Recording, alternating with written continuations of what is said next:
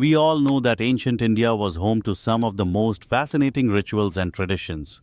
But did you know that many of these ceremonies involved sacrificing animals for the gods?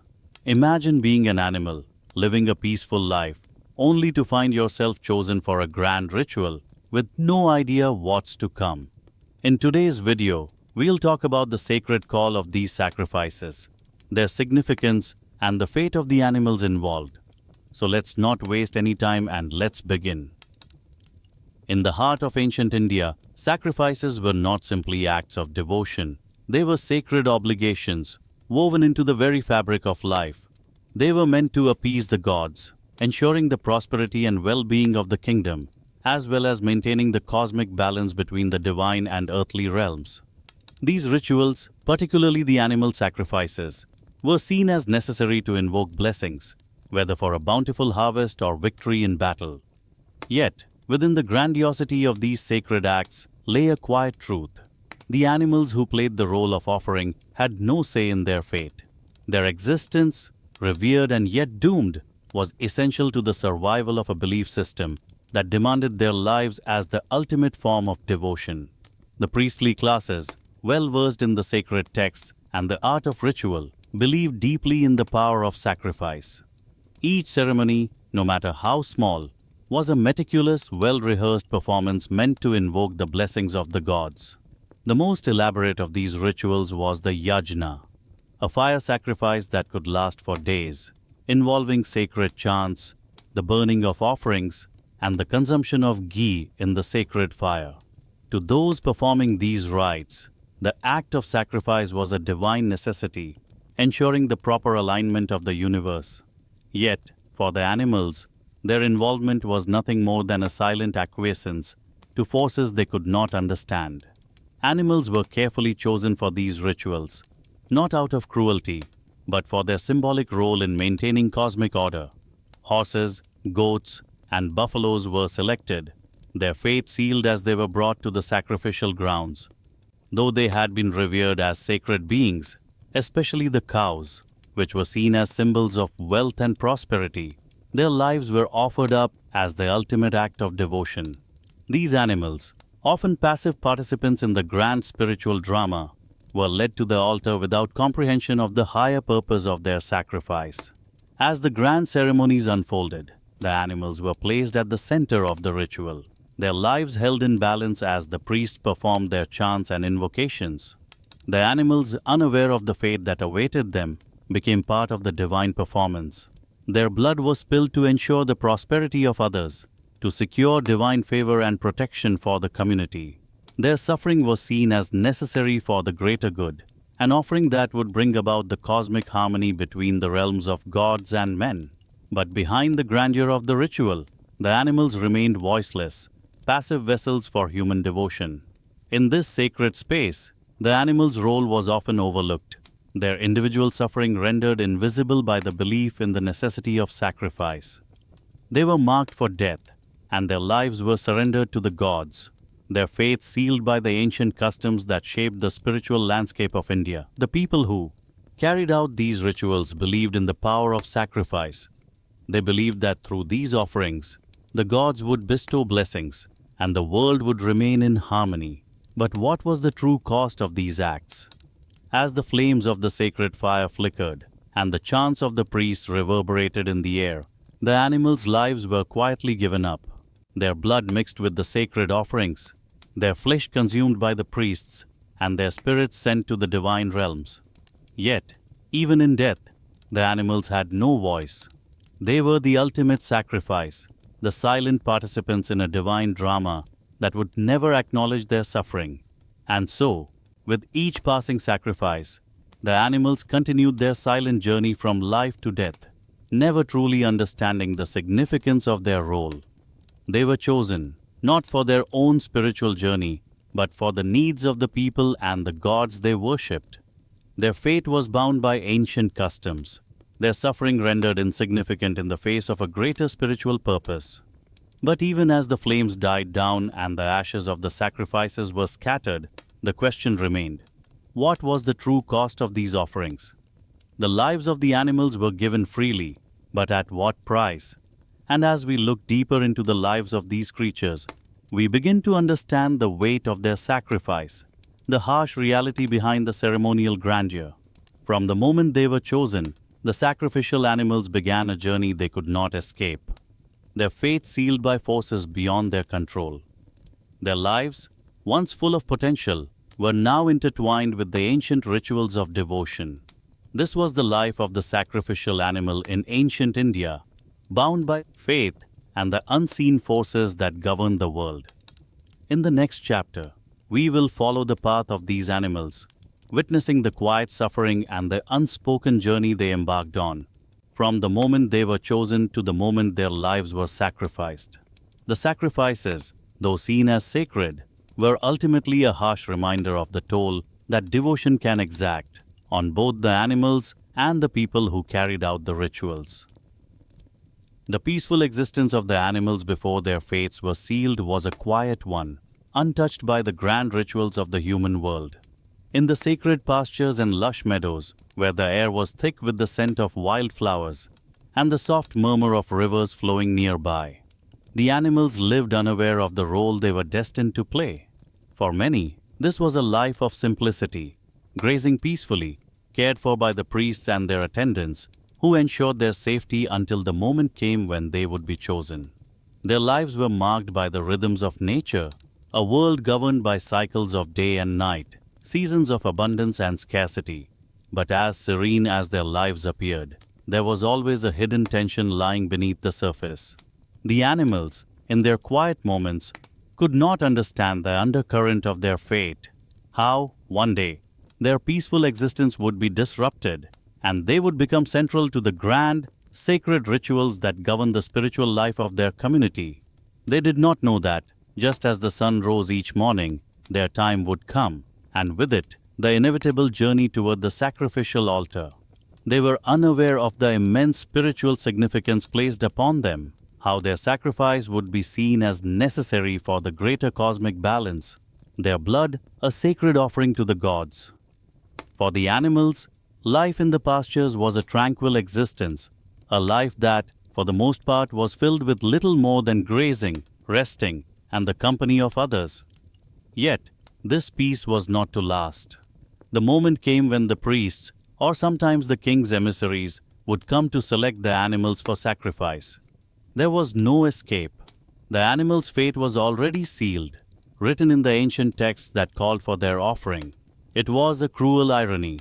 These creatures, whose lives were considered sacred, were chosen to give up that very sacredness in the name of devotion, tradition, and cosmic order. The selection was often done with great care and reverence. The animals were chosen not for their strength or beauty alone, but for their symbolic role in the ceremony. A horse might be chosen for its grandeur and association with kingship, while a goat or buffalo could be selected for its role in a smaller ritual. The choice was rarely random, for the sacrifice had to be perfect, a fitting offering to the gods.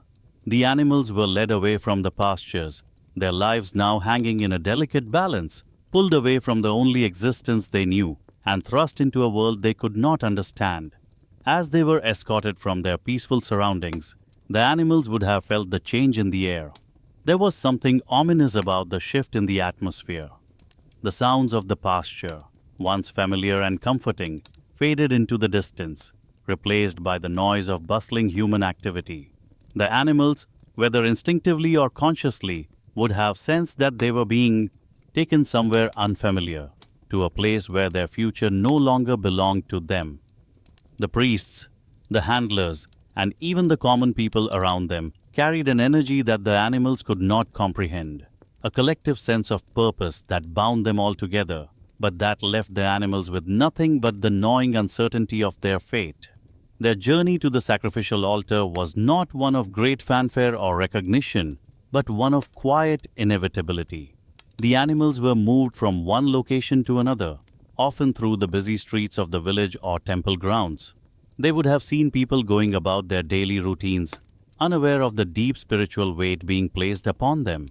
Children might have petted them, or curious villagers might have observed them being led away, but there was no real understanding of the sacrifice that was about to unfold. As they were brought closer to the sacred grounds, the tension would have been palpable. The smells of incense and burning ghee filled the air, signaling that the ritual was beginning. The animals, though unaware of the full scope of what was to come, would have felt the change in the environment, the quiet shift that marked the beginning of their journey toward the altar. There was no room for protest, no chance for resistance. Their lives were now part of something much greater than themselves, and their impending death, though unseen and unspoken, was as inevitable as the setting sun. It is in these final moments of peaceful ignorance that the tragedy of their fate becomes most poignant. The animals were caught between the sacred and the profane, living in a world where they were revered as symbols, yet ultimately bound to serve a divine purpose that they could never fully comprehend. Their sacrifice, though seen as a necessary part of the cosmic order, was also an act of profound loss, their lives given in exchange for the blessings of the gods and the protection of the people. The shift from their quiet lives in the pastures to the harsh reality of the altar was one that took them from the known to the unknown. They moved from a life of relative safety to one where their suffering would become part of the divine cycle, a cycle that demanded their blood in exchange for the favor of the gods. And as they stood, confused and unaware, their moment of fate had arrived. The call of the divine had reached them, and they were ready to answer, whether they understood it or not. As we leave them here, at the precipice of their tragic fate, we move forward into the next chapter. It is time to explore the final moments of their journey, the grim passage from the world of the living to the sacrificial altar, where their bodies would become offerings, their deaths symbolic of a higher calling. The animals, once innocent participants in the cycle of life, now move toward a different kind of existence, one that transcends their physical lives, but at a great, silent cost. The journey continues. The air was thick with the smell of incense, and the distant murmur of chants floated through the air as the animals were led away from the peaceful pastures that had been their home. For the first time, they felt the weight of uncertainty pressing against them. The once familiar scent of fresh grass was replaced by the dust of the road, the sound of hooves, hoarse bleats, and the steady rhythm of human footsteps. There was an undercurrent of fear, subtle but present, as the animals, unaware of the specifics, sensed that they were being drawn into something that was beyond their understanding. The streets, bustling with life, suddenly felt foreign and harsh. Villagers went about their day, oblivious to the silent procession being led through the market square, the ceremonial ropes tied loosely around the animals' necks. The clatter of wooden carts and the chatter of townspeople were replaced by the steady shuffle of hooves on the cobblestone roads. The sounds that had once seemed so ordinary now reverberated strangely in the ears of the animals, like the beat of a drum, each step pulling them closer to an unknown fate. The air was hot and dry, and the sun hung low in the sky, casting long shadows across the path. In the midst of this movement, the animals were herded together in groups, some bleating nervously, others resigned to their fate. The horses were calm, their large eyes searching the crowd, unaware of the ceremony they were about to be part of. The goats, smaller and more jittery, moved restlessly, pulling at their ropes, trying to understand why they were being led away from their usual feeding grounds. Even the cattle, usually so steady, seemed uneasy, their great eyes wide and searching, flicking nervously from one face to the next. They passed through the village gates and onto the temple grounds where the air seemed to hum with sacred energy. The trees that lined the road cast long shadows, but they offered little comfort. The animals were drawn into the larger space now, where the hustle of the human world fell away, and the silence of the sacred space began to envelop them. The soft thud of hooves against the earth, the rustling of hooves through dry leaves, and the occasional clink of iron on leather were the only sounds that broke the stillness. Here, the temple stood, towering and grand, its steps worn down by centuries of worshippers. The enormous structure loomed above, its marble walls gleaming under the sun, adorned with intricate carvings of gods and goddesses, some serene and some fierce, all watching over the proceedings. The faint flicker of sacred fires could be seen in the distance, their smoke rising toward the heavens. The sacred grounds were not just a place of worship, They were a domain where life and death coexisted, where rituals took place that would either call down the blessings of the gods or, as the animals would soon find, seal their fate. The animals were herded toward the altar, their RTSC steps slow and hesitant now, as though they could sense the finality in the air. The sight of the grand altar, with its towering pillars and the fire burning in the center, filled them with a sense of confusion and unease. What was it about this place that made everything seem so still, so final? The surrounding priests, their faces marked with symbols of their faith, moved with deliberate calmness, whispering incantations, and preparing for the next phase of the ritual. To the animals, the energy in the air was thick with an unspoken knowing, a sense of inevitability that seemed to settle deep within their bones. As they were led closer to the altar, the sounds of the world outside seemed to fade, drowned out by the heavy silence that descended upon the temple grounds. The clang of the temple bell, signaling the start of the ritual, reverberated through the air, and the animals felt the weight of their presence at the very heart of the ceremony. Their time had come. There was no escape, no turning back. The ropes that bound them to their handlers were not just physical. They symbolized the invisible pull of fate, a force they could not see but could feel with every step. They were now surrounded by the priests and worshippers who, though quiet, moved with a sense of purpose. The air buzzed with a sacred energy that the animals, with their instinctual sense of awareness, could not fully understand but still felt. The temperature seemed to rise, as if the heat of the fire and the heat of the ceremony were one and the same. The weight of the ritual was heavy, pressing down on the animals as they neared their end. The animals' steps grew slower as they approached the altar, their confusion deepening, their fear palpable. They had been part of something larger all along, but this was the final part of the journey, the moment where their life would be offered up, their blood spilled, and their sacrifice would be made in the name of the gods. As the animals were finally led to the sacrificial table, their movements became more erratic, their breaths more shallow. Some turned their heads toward the crowd, while others simply closed their eyes, resigned to the fate they could not avoid. Their time had come, and in the silence of the temple grounds, there was nothing left to do but wait. And so, they stood, caught between life and death, part of a ritual that had been carried out for centuries. It was in this moment that the animals, though unaware of the divine significance of their sacrifice, became the focal point of an ancient and sacred tradition, a tradition that had relied on their lives, their death, and their bodies to maintain the cosmic order. With their presence marked by a quiet inevitability, the scene was set for the next stage of their journey, where their lives would be offered up to the gods, their blood spilling into the flames that would carry their spirits to the heavens. But before that could happen, the rituals of sacrifice would unfold. The time had come to honor their place in the divine order. In the next chapter, we will explore the rituals themselves, how the sacrifices were carried out, the sacred rites that gave meaning to these offerings, and how, in the midst of it all, the animals remained silent participants in a cosmic drama that would shape the world around them. The fire awaited. The altar stood ready, and the fate of the animals was now sealed. As the animals stood at the altar, the atmosphere around them shifted, thickening with the heavy weight of the impending ritual. The priests moved around with practiced precision, their robes flowing as they prepared the sacred space for the offering. The air was alive with chanting, low, rhythmic, and punctuated by the crackle of the fire burning at the center of the altar. There was an unmistakable sense of reverence in the air, but also an undercurrent of fear.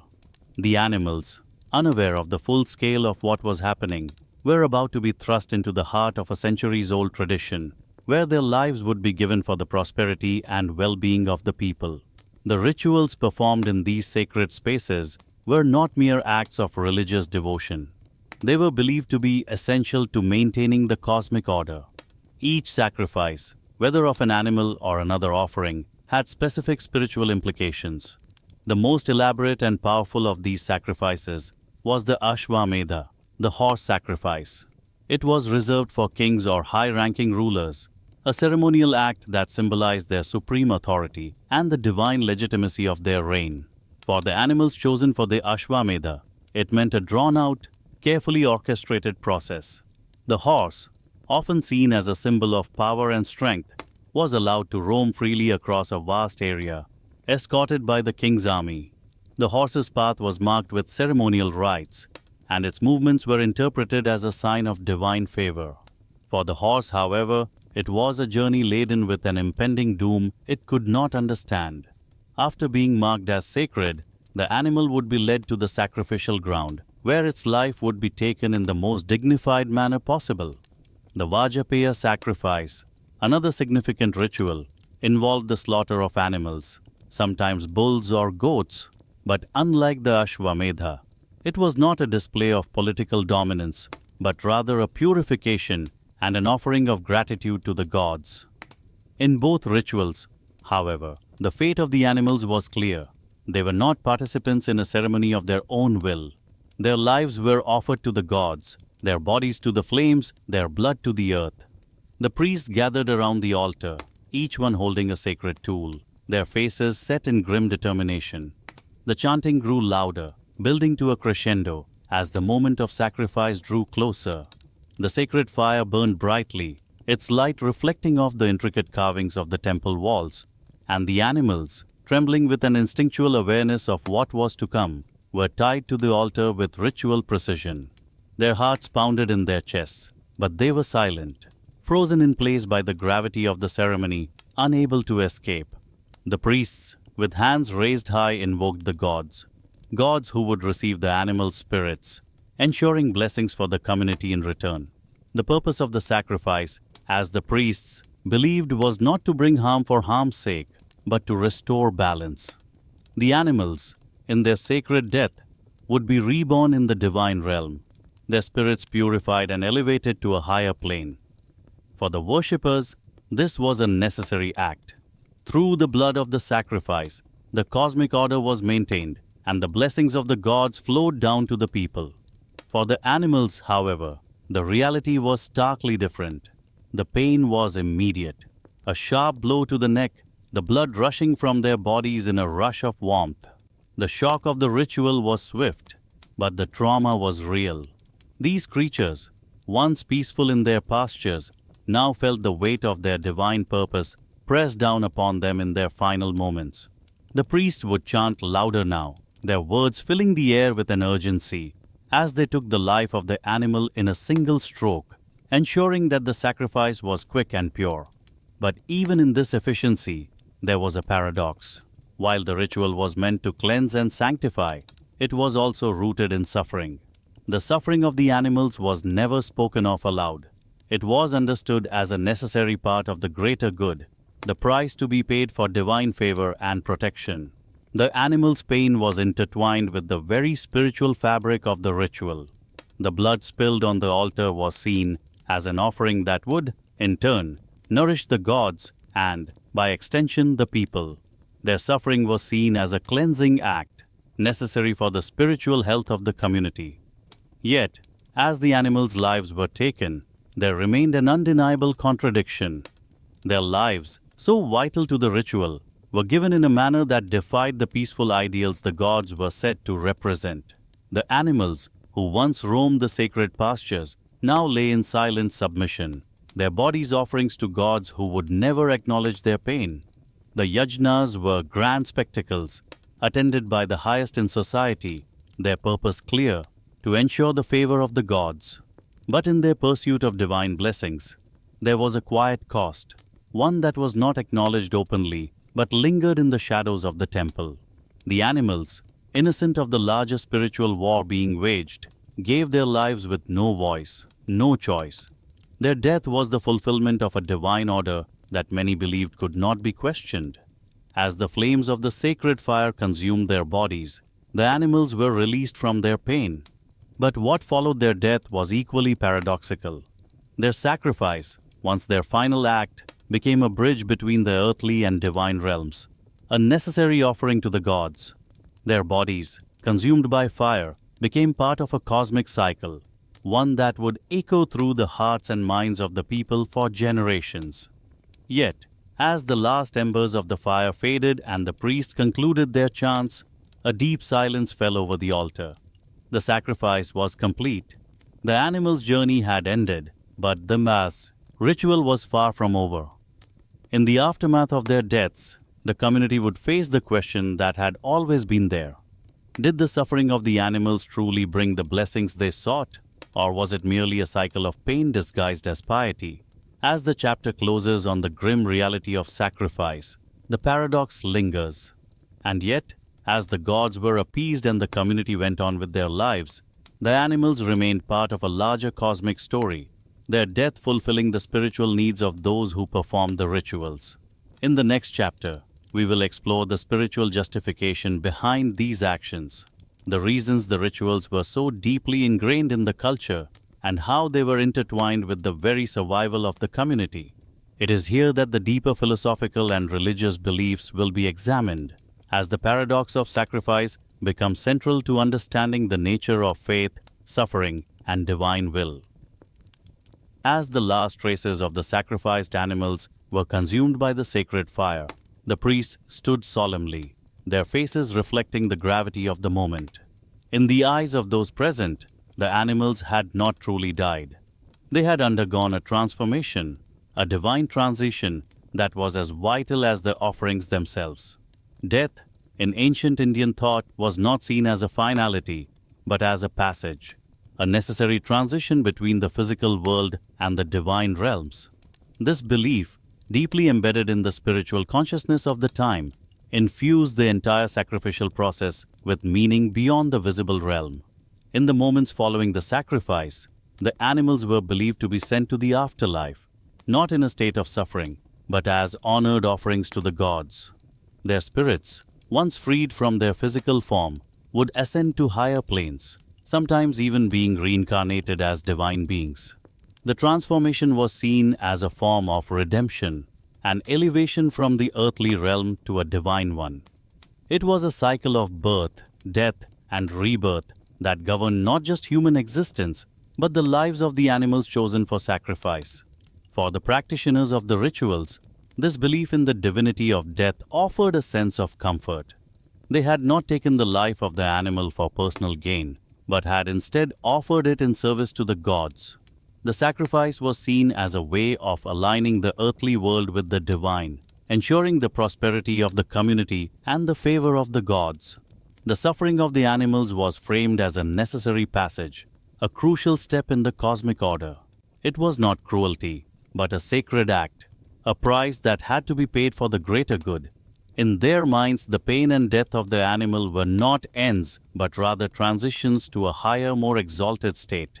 Yet, the emotional toll this belief took on the practitioners was significant. While the priest may have carried out the rituals with a sense of duty, there was an underlying strain in the knowledge that the act of taking life, even in the name of the divine, left its mark on the soul. The priest's role was complex. On one hand, they were the intermediaries between the gods and the people, responsible for carrying out sacred rites. But on the other hand, they were also participants in a process that demanded the life of an innocent being, one whose blood would nourish the earth and ensure divine favor. The very nature of the rituals required them to view the animal's suffering as part of a greater spiritual purpose, but this did not erase the emotional burden that came with it. For some, the belief in the divinity of death helped alleviate the guilt that might have arisen from taking life. They held fast to the idea that the animals' suffering was not in vain, that their souls would be honored by the gods and elevated to a higher state. They believed that through the sacrifice, the animals became more than they had been in Gindi. Life, they became instruments of the divine, purified by their death and reborn in a form that was closer to the gods. This belief provided a sense of closure for the practitioners, allowing them to perform their duties with reverence and without fear of the consequences of their actions. However, this belief in the sanctity of the animal's death was not universally accepted. The deeper philosophical implications of sacrifice would eventually begin to stir questions in the minds of reformers, who saw in the suffering of the animals a contradiction to the ideals of compassion and non-violence. While the sacrifice was framed as a necessary act of devotion, the growing influence of movements like Buddhism and Jainism would call this view into question. These teachings, which espoused non-violence and compassion for all living beings, began to challenge the belief that death could be divinely ordained. The idea of death as a transition, once so central to the practice of sacrifice, began to lose its power in the face of these new philosophies, which viewed all life as sacred and suffering as an injustice. As the belief in the divinity of death continued to permeate the practice of sacrifice, it was not without emotional and spiritual costs. For the priests and worshippers, it was easy to justify the suffering of the animals in the name of divine purpose. But in the quiet moments after the rituals, when the fire had died down and the animals' bodies were reduced to ash, the practitioners were left to wrestle with the larger question: did the sacrifice truly bring about the divine favor it promised, or was it simply a perpetuation of an endless cycle of pain justified by belief? In the midst of this spiritual tension, the practitioners found solace in the idea that the animals were not truly gone. Their sacrifice, they believed, would lead to a rebirth, an elevation into the divine realm, a place where they would no longer suffer. This notion of divine favor was not just a way of comforting themselves, but a deeply rooted part of the belief system that underpinned the entire ritual.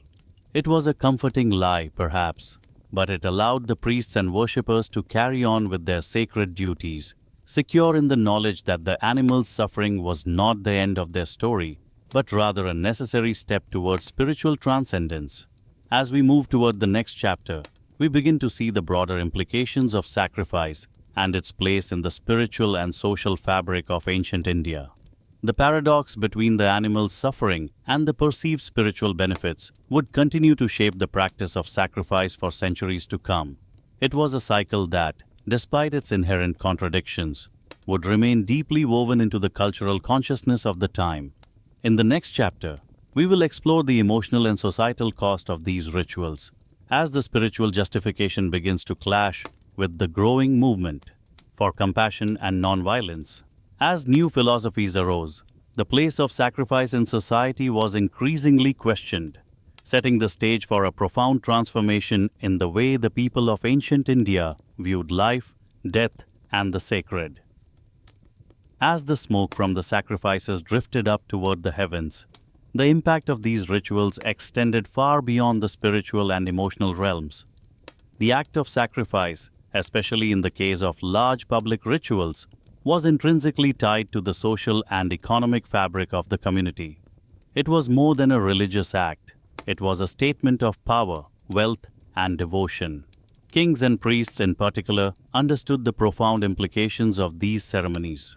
A grand sacrifice was not only an offering to the gods, it was also a way of solidifying one's position in the eyes of the people and ensuring the loyalty of their subjects. For the kings, the Ashwamedha or horse sacrifice was a potent symbol of royal authority. The ritual was not only meant to secure divine favor, it was also a public declaration of the king's sovereignty and his ability to control the land. It was an extravagant display of wealth and influence, and the animals involved were carefully selected for their symbolic value. A king who could afford such a sacrifice was seen as a ruler who had the blessings of the gods, a ruler whose power extended beyond the earthly realm and into the divine.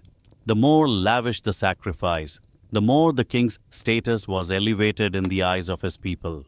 For the community, these rituals served as both religious observances and public spectacles, affirming the king's right to rule and ensuring the people's loyalty. The animals chosen for sacrifice, especially in these high-profile rituals, became a means of showcasing wealth. The more animals involved, the greater the display of piety and royal prosperity.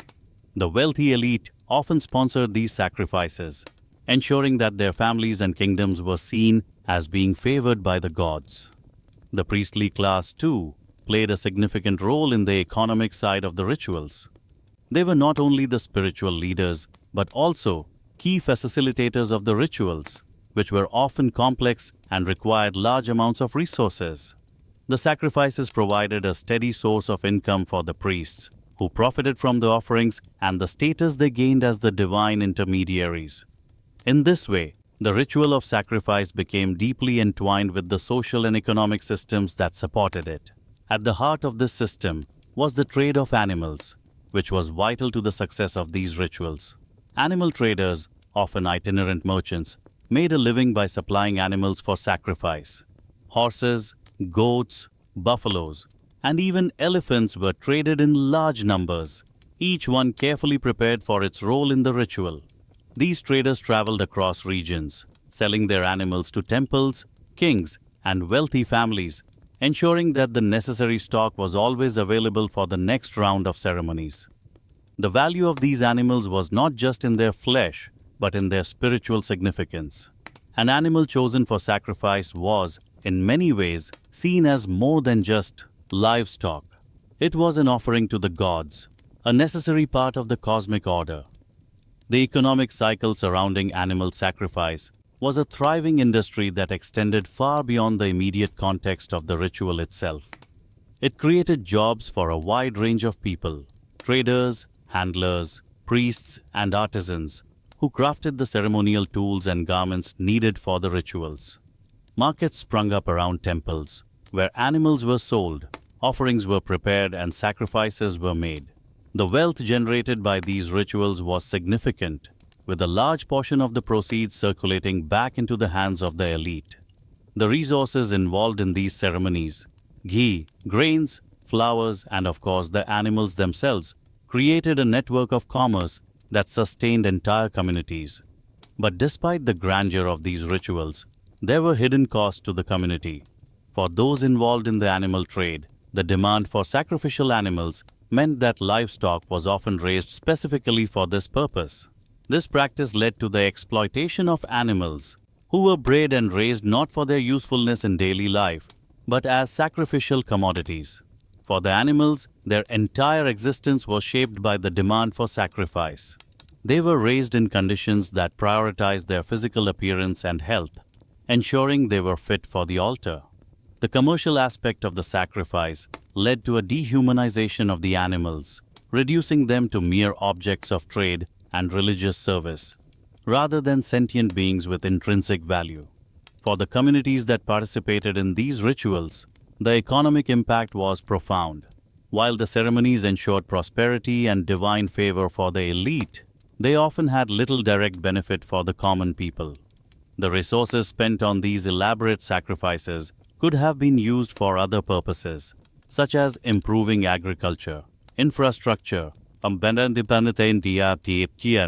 making the public welfare, but they were instead directed toward maintaining the system of sacrifice.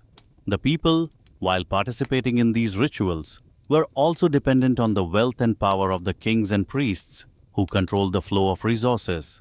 And so, while the sacrifices brought prosperity to some, they also created an economic divide. The elite who controlled the rituals amassed wealth, while the common people often had little more than the opportunity to witness these grand ceremonies. In this sense, the economic impact of animal sacrifices went beyond the immediate ritual. It was a reflection of the broader social structure, where power, wealth, and spiritual devotion were deeply interconnected.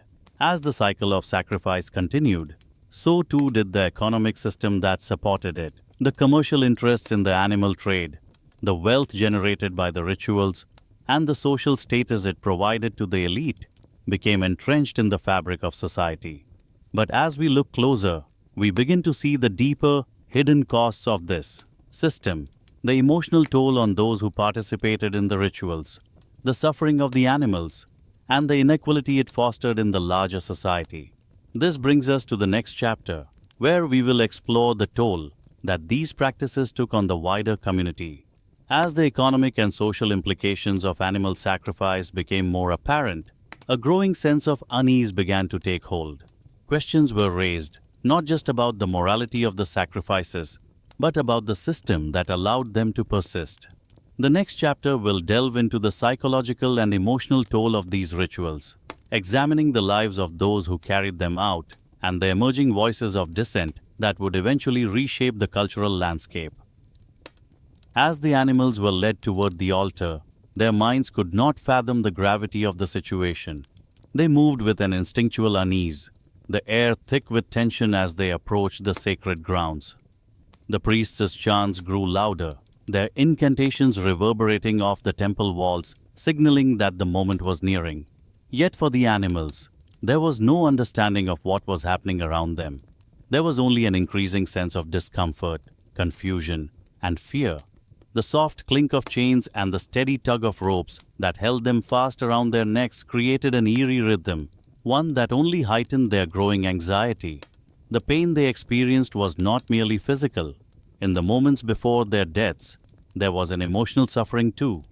Animals, like humans, are not immune to the feelings of distress and terror that arise when they sense danger. Their heightened senses made them acutely aware of the change in atmosphere, the strange and unsettling shift from the safety of their pastures to the foreign surroundings of the sacrificial grounds. Their hearts raced, their breathing shallow, as they were surrounded by people, their eyes darting frantically from face to face. There was no escape, no comfort, only the deafening realization that their time had come.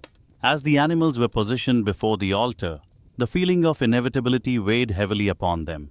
Perhaps in their primal instincts, they understood that their lives had become offerings, sacrifices to forces far beyond their control. The atmosphere was thick with religious fervor, but all the animals could feel was the raw and mounting tension of a fate they could neither resist nor understand. The smell of incense filled the air, but it did little to calm the sharp, acrid scent of fear that lingered around the animals as they stood frozen, eyes wide with apprehension. In these final moments, their psychological suffering was most intense.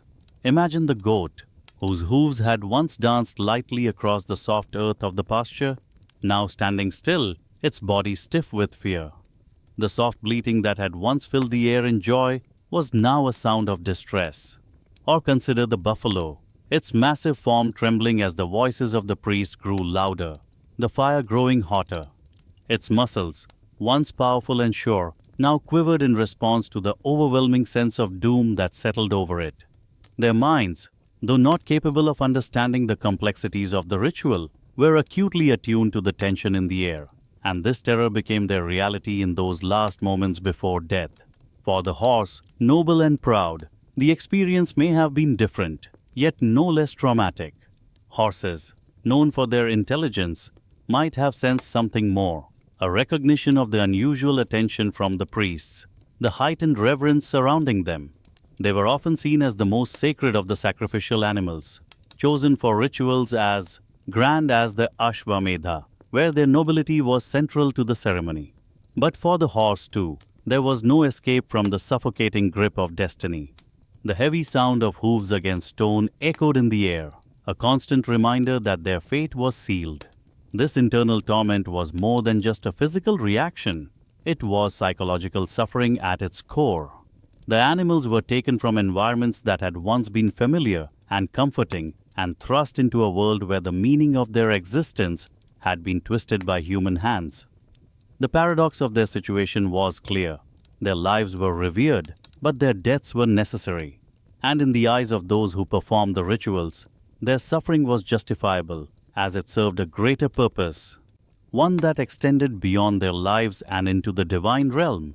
But what of the suffering that went unnoticed? The suffering that could not be spoken of, but lingered in the space between the priests and the animals. In their final moments, the animals were seen not as living beings, but as offerings. They had no voice, no plea for mercy. They were simply part of a larger plan that those around them could not question. And yet, their suffering, both physical and psychological, was an undeniable reality that could not be erased, no matter how much it was justified in the name of divine order. As the animals' lives were taken in a swift blow, there was no time for reflection, no moment for their instincts to process the enormity of what had just occurred.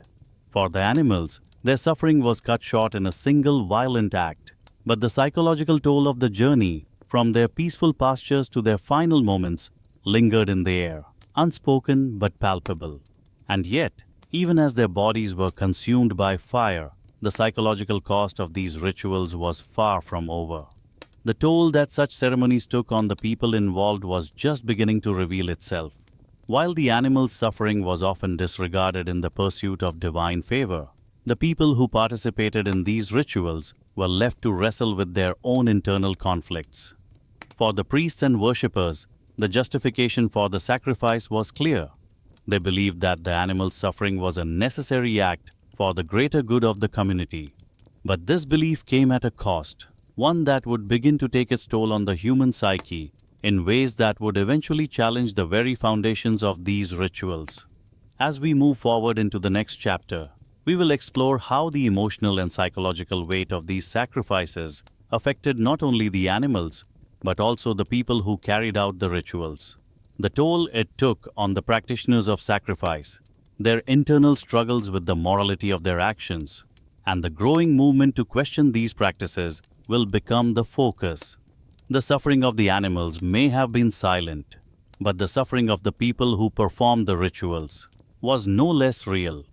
In the coming chapter, we will uncover the psychological and moral consequences of these actions, setting the stage for a shift in the spiritual and cultural landscape of ancient India.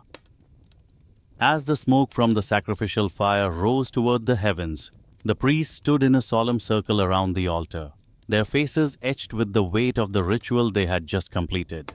The chanting had ceased, the sacred fire now a dying ember, but the spiritual burden of the sacrifice lingered in the air. Though revered for their sacred duties, the priests were not immune to the emotional and psychological toll of the rituals they performed. They were the mediators between the divine and the earthly, but as the flames consumed the animals, they too felt the weight of the act, the weight of taking life in service to the gods. In many ways, the priests were bound to a duty that transcended personal belief. They had been chosen for their knowledge of the sacred texts, for their ability to perform the intricate rituals that ensured the prosperity of the community. They were tasked with overseeing the sacrifices, leading the chants, and invoking the divine presence during these sacred rites. But in the quiet moments, after the crowds had dispersed and the flames had dimmed, the priests were left to wrestle with a deeper, more personal question. Was the suffering of the animals truly justified? The act of sacrifice was a deeply ingrained part of their spiritual training, taught from an early age as a sacred duty. Yet, as they grew older and witnessed the blood spilled in the name of the gods, the priests often found themselves torn between their faith in the divine order and the uncomfortable reality of the sacrifices. The animals they slaughtered were not faceless creatures. They were sentient beings, each one with a life of its own. Even as they carried out their sacred duties, the priests could not help but feel the flicker of doubt gnawing at them. Was this truly the path of righteousness? Or had the line between piety and cruelty been blurred by the demands of tradition? For some priests, the ritual became a battle of the heart. On one hand, they were serving a greater spiritual purpose, ensuring the well-being of their communities and securing the favor of the gods. They were, after all, following the instructions of the sacred texts, which dictated that sacrifice was a necessary part of maintaining cosmic balance. But on the other hand, the act of taking life, particularly when that life was innocent and unaware of its fate, weighed heavily on their souls. The feeling of guilt was not uncommon.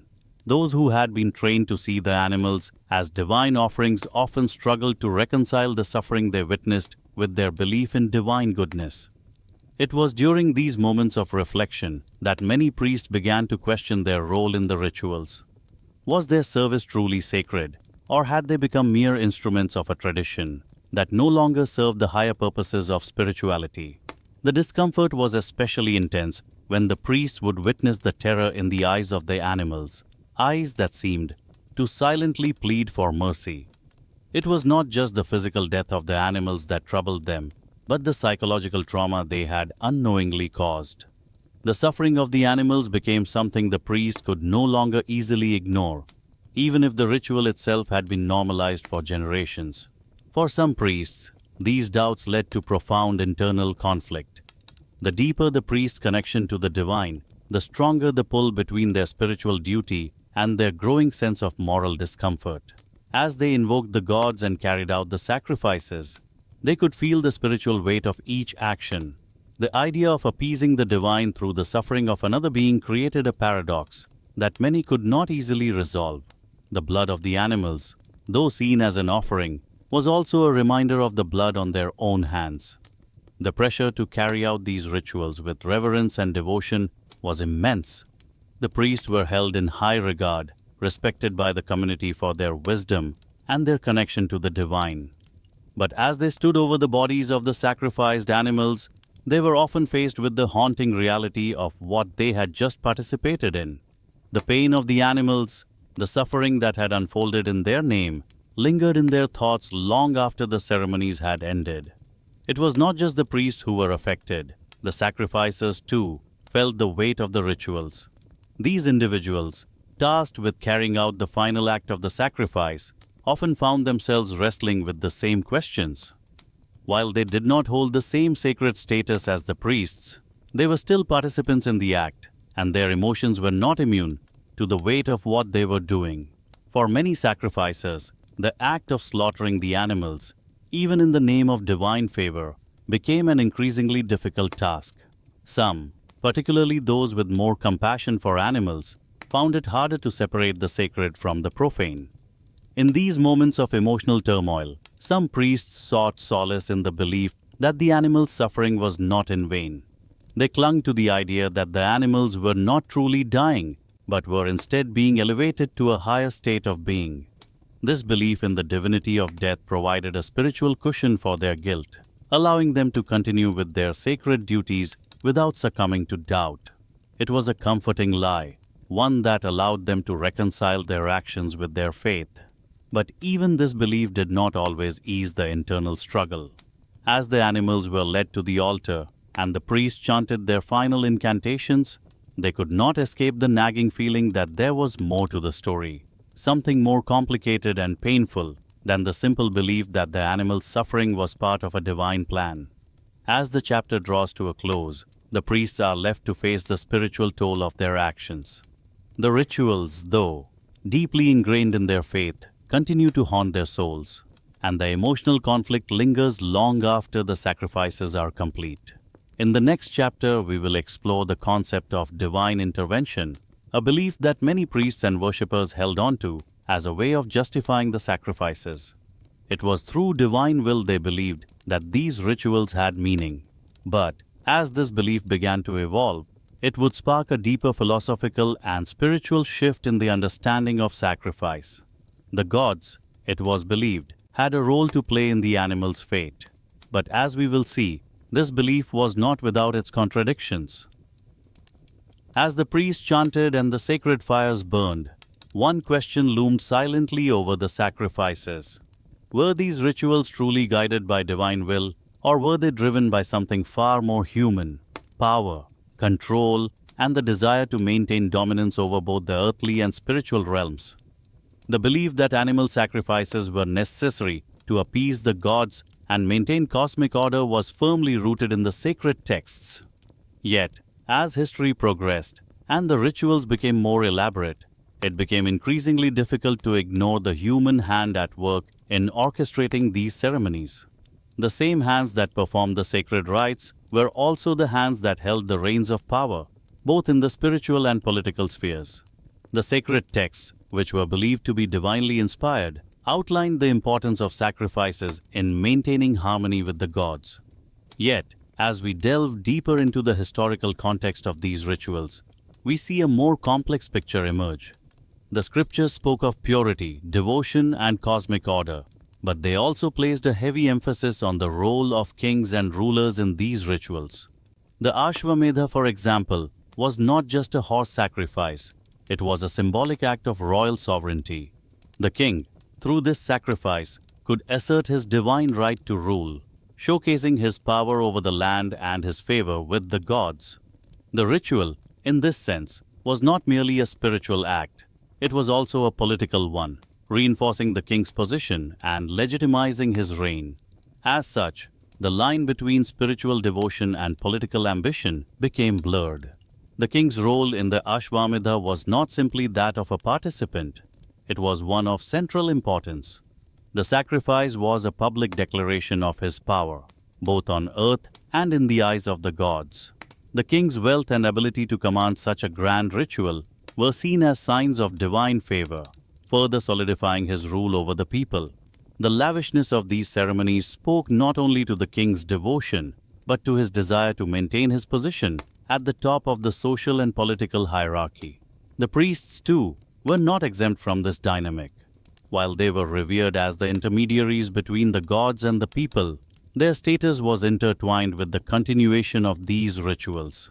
Their power, their wealth, and their influence depended on the perpetuation of sacrifice as a sacred institution. Through their role in conducting these rituals, the priests ensured their own standing in society, becoming indispensable figures in both the spiritual and political landscape. The more sacrifices that were performed, the more power they gained, creating a symbiotic relationship between the rulers and the priestly class. But the question remained, were the sacrifices truly a matter of divine will, or were they simply a tool used by rulers and priests to consolidate their power? The sacred texts made it clear that the rituals were meant to maintain cosmic balance. Yet the political reality of the time suggested that these sacrifices might have been manipulated for personal gain. The idea of divine will was convenient, of course, as it provided a spiritual justification for the king's actions.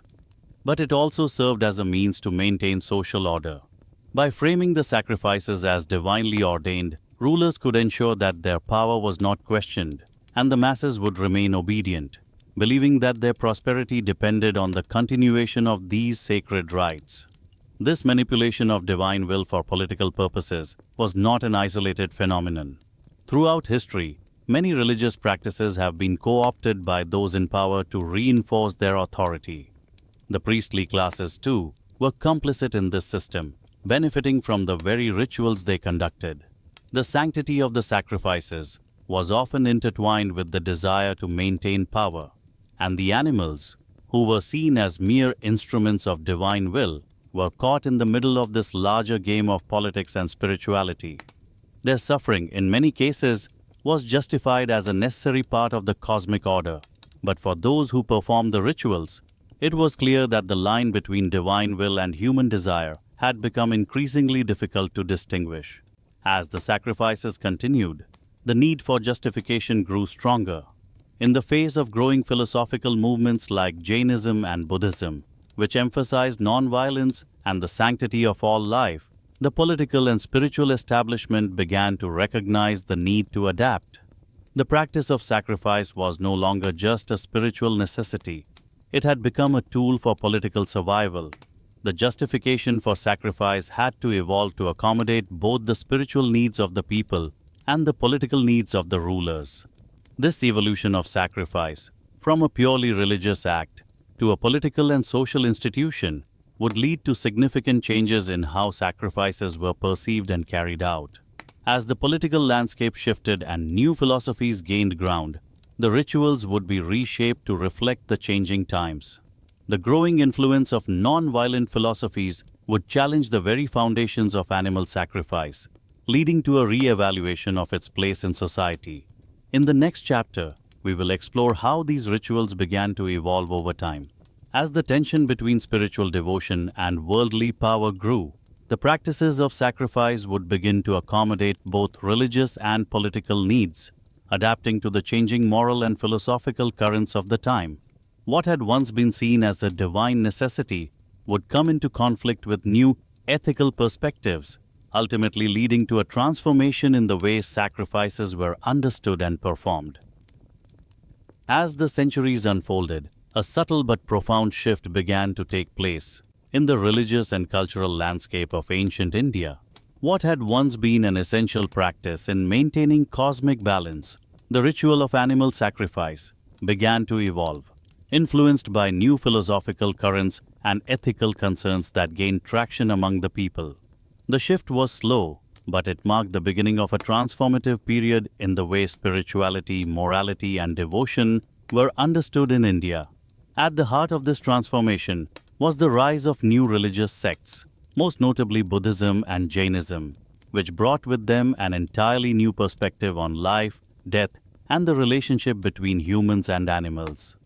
These sects championed the principle of ahimsa, non-violence, not as an abstract ideal, but as a foundational way of life. The idea that all living beings, regardless of their form, were deserving of compassion and respect, resonated deeply within the spiritual community, and soon began to influence mainstream religious thought. The philosophy of ahimsa stood in stark contrast to the practice of animal sacrifice, which, for centuries, had been central to religious rituals. As the influence of Buddhism and Jainism spread throughout India, more and more people began to question the ethics of killing animals for religious purposes. In the past, the justification for animal sacrifice had been rooted in the belief that such acts were necessary to maintain harmony with the gods and to ensure prosperity for the community. Yet, as new teachings took hold, the moral and spiritual implications of killing innocent creatures for divine favor became increasingly difficult to ignore. It was not just the killing that was at issue, but the suffering that accompanied it, and the growing awareness that animals, too, were sentient beings capable of feeling pain and fear. The first signs of change appeared in the religious texts themselves. While the Vedas and Upanishads had long been the foundation for understanding the spiritual necessity of sacrifice, the new doctrines introduced by the Buddhist and Jain traditions began to shift the discourse. In the Buddhist texts, the idea of ahimsa was preached as the way to enlightenment, with a direct rejection of the idea that causing harm to other beings could ever be justified, regardless of the divine purpose it served. Similarly, Jainism took ahimsa to its highest form, making non-violence the very core of its spiritual path and rejecting animal sacrifice entirely. For the followers of these new sects, the idea of finding spiritual fulfillment through peace, compassion, and non-violence was radical but deeply appealing. The concept of achieving union with the divine through peaceful coexistence, rather than through ritualistic bloodshed, resonated with those who began to feel that the older sacrificial practices were no longer in alignment with their evolving spiritual understanding. As these new ideas began to take hold, even within the broader Hindu community, the practice of animal sacrifice started to be questioned. Slowly but surely, the focus of sacrifice began to shift from physical offerings of animals to symbolic offerings, flowers, fruits, and other non-violent tributes to the gods. These offerings were seen as just as spiritually potent as the blood of sacrificial animals, and they required no suffering. The symbolic sacrifice allowed devotees to express their devotion without causing harm, aligning their actions with the new ideals of compassion and non-violence that were becoming central to the spiritual consciousness of India. This transition was not an immediate or uniform one. Many parts of the country, especially among the ruling elite, continued to practice animal sacrifice for centuries. Kings, in particular, held on to these rituals as symbols of their divine authority. But at the grassroots level, a shift was happening.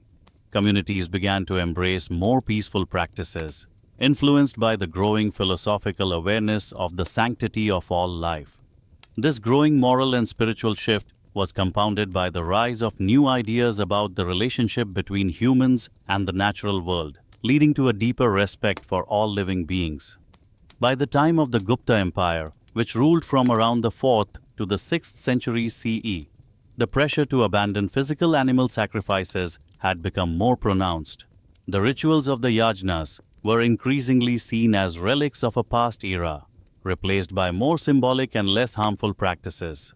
The rise of vegetarianism, which had roots in the non-violent teachings of Buddhism and Jainism, also began to gain popularity in Hindu communities. Over time, these peaceful practices became increasingly incorporated into mainstream Hindu worship, while the more bloody and violent sacrifices became less common. This evolution of sacrifice, from physical offerings to symbolic gestures, was not just a shift in ritual, but a reflection of a broader change in society's understanding of morality, divinity, and the sanctity of life. What had once been viewed as a necessary and revered practice to appease the gods gradually came to be seen as an outdated and cruel remnant of a more primitive age.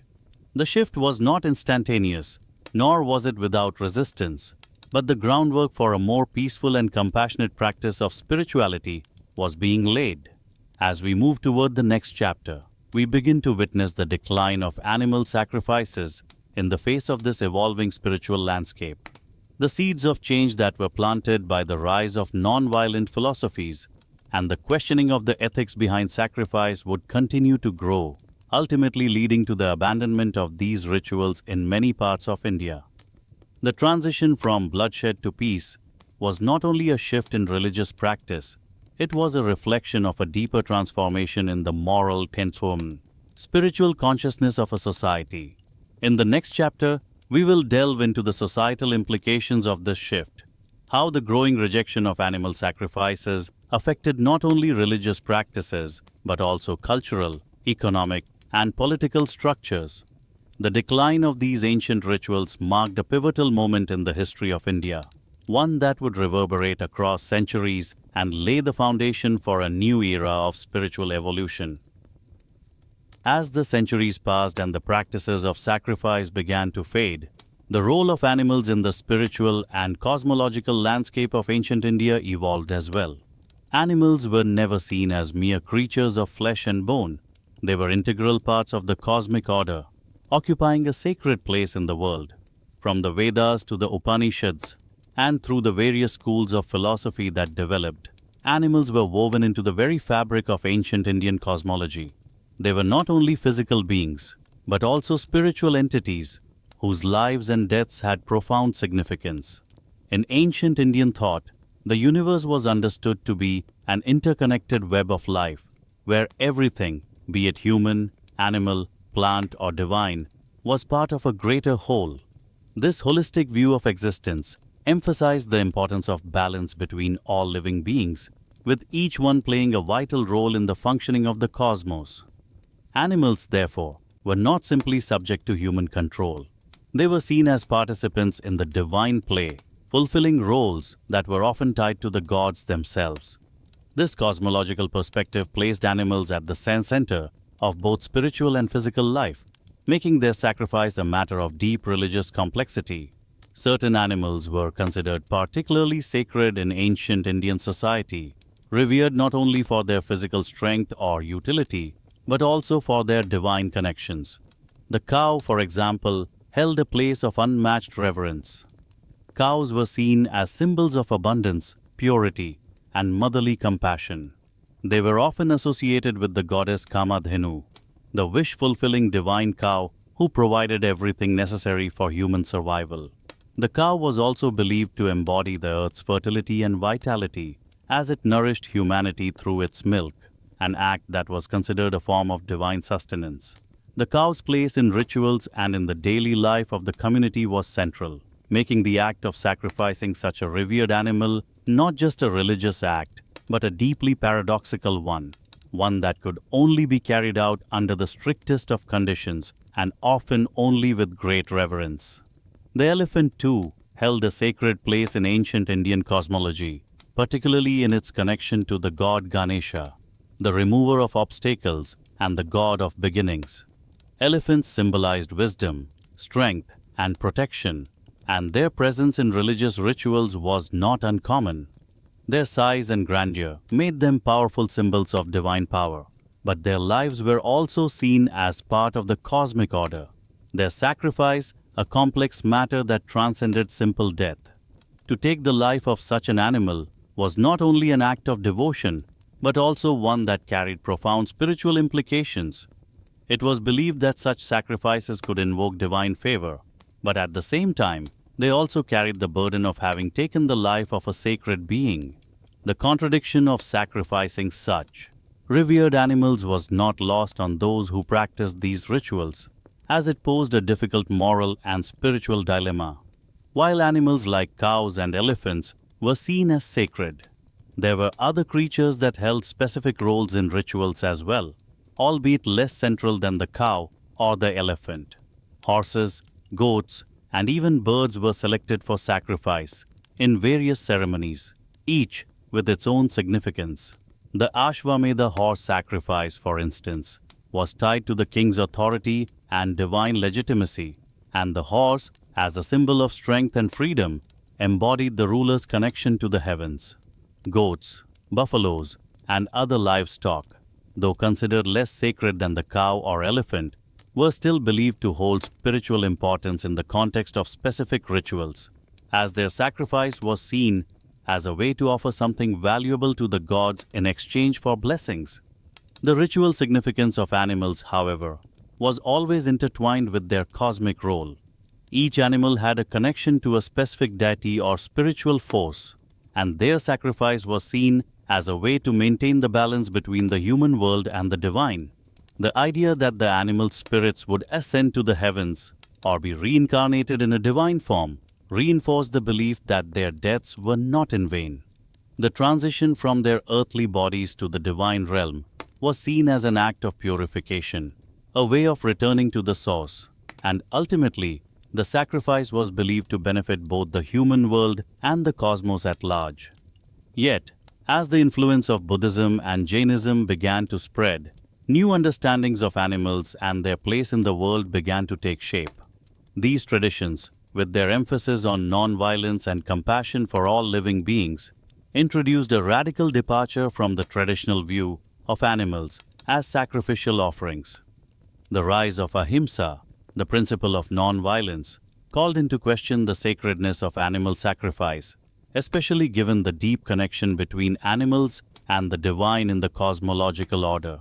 If animals were sacred and their lives intertwined with the gods, how could it be justifiable to take their lives for the sake of ritual? This growing philosophical shift would lead to the re-evaluation of animal sacrifice and, over time, to its decline as a mainstream practice.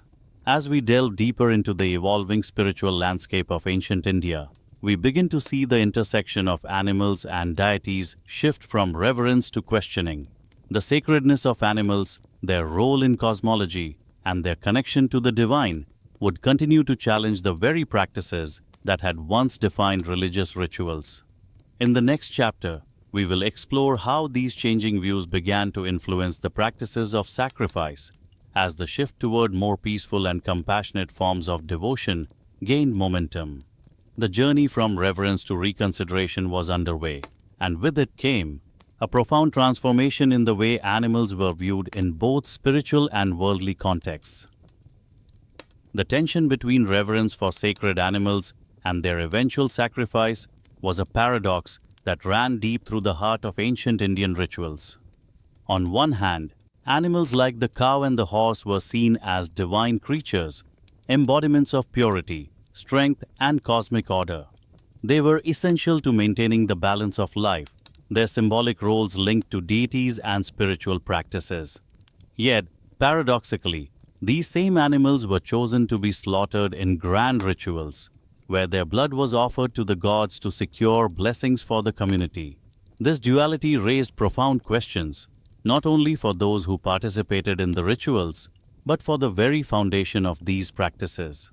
How could creatures so revered be willingly killed? Their suffering justified as a spiritual offering? For those who carried out the rituals, the act of sacrificing these sacred animals was a deeply complex matter. The gods were seen as needing offerings to maintain harmony and prosperity, and the act of sacrifice was seen as fulfilling this divine requirement. The cow, symbolizing abundance and fertility, and the horse, associated with kingship and power, were revered for the very qualities that made their deaths in sacrifice so contradictory. They were at once sacred and expendable, elevated yet ultimately destined to give up their lives for the greater good of the community and the cosmic balance. This paradox didn't go unnoticed within the religious community. Over time, a growing discomfort with the sacrifice of such sacred beings began to take root. How could one reconcile the act of revering an animal as a divine creature and then killing it for ritualistic purposes? The ethical tension created by this contradiction became more pronounced as new philosophical movements, particularly Buddhism and Jainism, began to challenge the long-standing practices. These new spiritual traditions, with their emphasis on non-violence and compassion for all living beings, questioned the necessity of animal sacrifice in the name of religion. For the first time, the practice of ahimsa, or non-violence, offered a moral alternative to the sacrificial rites that had once been seen as essential to maintaining divine favor. The idea that animals, even those as sacred as cows and horses, deserved to live free from harm was radical, and it began to change the way people thought about life, death, and the divine. The growing influence of these new philosophies began to shift public opinion about animal sacrifice. What had once been seen as an unavoidable part of spiritual life now appeared increasingly difficult to justify. The very animals that were considered divine were being slaughtered in rituals that, while believed to secure prosperity, also created a growing moral dilemma. The tension between the old ways and the emerging ideals of compassion and non-violence set the stage for a gradual evolution in how sacrifices were viewed and performed. No longer could the sacrifice of sacred animals be so easily accepted as a divine necessity. It became increasingly clear that these rituals, once considered sacred acts of devotion, were no longer in harmony with the new ethical principles being adopted by more and more of the population. The growth of philosophies that emphasized the sanctity of life and the importance of compassion for all beings began to reshape the very fabric of religious practice. As the old ways of sacrifice began to face growing resistance, the practice started to change. Animal sacrifice, once a central feature of Hindu worship, gradually gave way to more symbolic forms of offerings. Flowers, fruits, and incense became the preferred gifts to the gods. These offerings allowed for devotion without harm, and as such, they marked the beginning of a shift away from violent rituals toward a more peaceful, compassionate form of spirituality. The evolution of sacrifice was not immediate, nor was it universally accepted, but it was inevitable. The spiritual and philosophical landscape of ancient India was changing, and with it, the role of animals in religious practices. This shift was not just about the ritual itself, it reflected a broader transformation in society. As the importance of non-violence and compassion gained ground, the idea of offering animals as sacrifices became increasingly incompatible with the growing moral sensibilities of the time. The decline of animal sacrifice would, in time, reshape the way people thought about devotion, the gods, and their relationship to the natural world. The transformation was gradual, but it set the stage for a future where the divine could be honored without causing harm. As we move into the next chapter, we begin to see the growing influence of these new ideas on religious practices. The shift toward more symbolic offerings and the rejection of animal sacrifice marked the beginning of a new era, one in which the spiritual life of India would be redefined by its reverence for all living beings, regardless of their status or role in the divine order. The path toward a more peaceful, compassionate spirituality was now clear, and it would continue to unfold in the centuries that followed. As the winds of change swept through the spiritual landscape of ancient India, the rituals that had once been the cornerstone of religious life began to transform. The practice of literal animal sacrifice, which had dominated for centuries, began to give way to more symbolic forms of devotion. This shift was not just a matter of religious practice, it was a reflection of the broader philosophical and cultural transformations taking place within Indian society. The rise of non-violence, or ahimsa, became the guiding principle that reshaped spiritual life, leading to the evolution of sacrifice into something more peaceful, more symbolic, and ultimately more aligned with the growing desire to respect and honor all forms of life. As the influence of ahimsa took root, especially through the teachings of new religious movements, the act of physical sacrifice was increasingly seen as incompatible with the moral and spiritual goals of a society striving for greater compassion. The earlier belief that sacrifice was necessary to maintain the cosmic order, while still prevalent in many quarters, was increasingly being questioned. Philosophers and spiritual leaders began to argue that true devotion to the divine did not require the shedding of blood, but could instead be expressed through offerings that caused no harm. This marked the beginning of a new approach to spirituality, one where symbolic offerings took the place of sacrificial animals. The shift towards symbolic sacrifice was gradual but profound.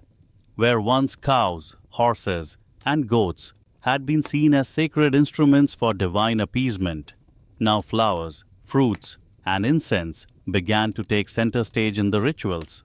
These offerings, while still imbued with deep religious significance, were free from the violence of earlier practices. No longer did the act of devotion require the death of a living being.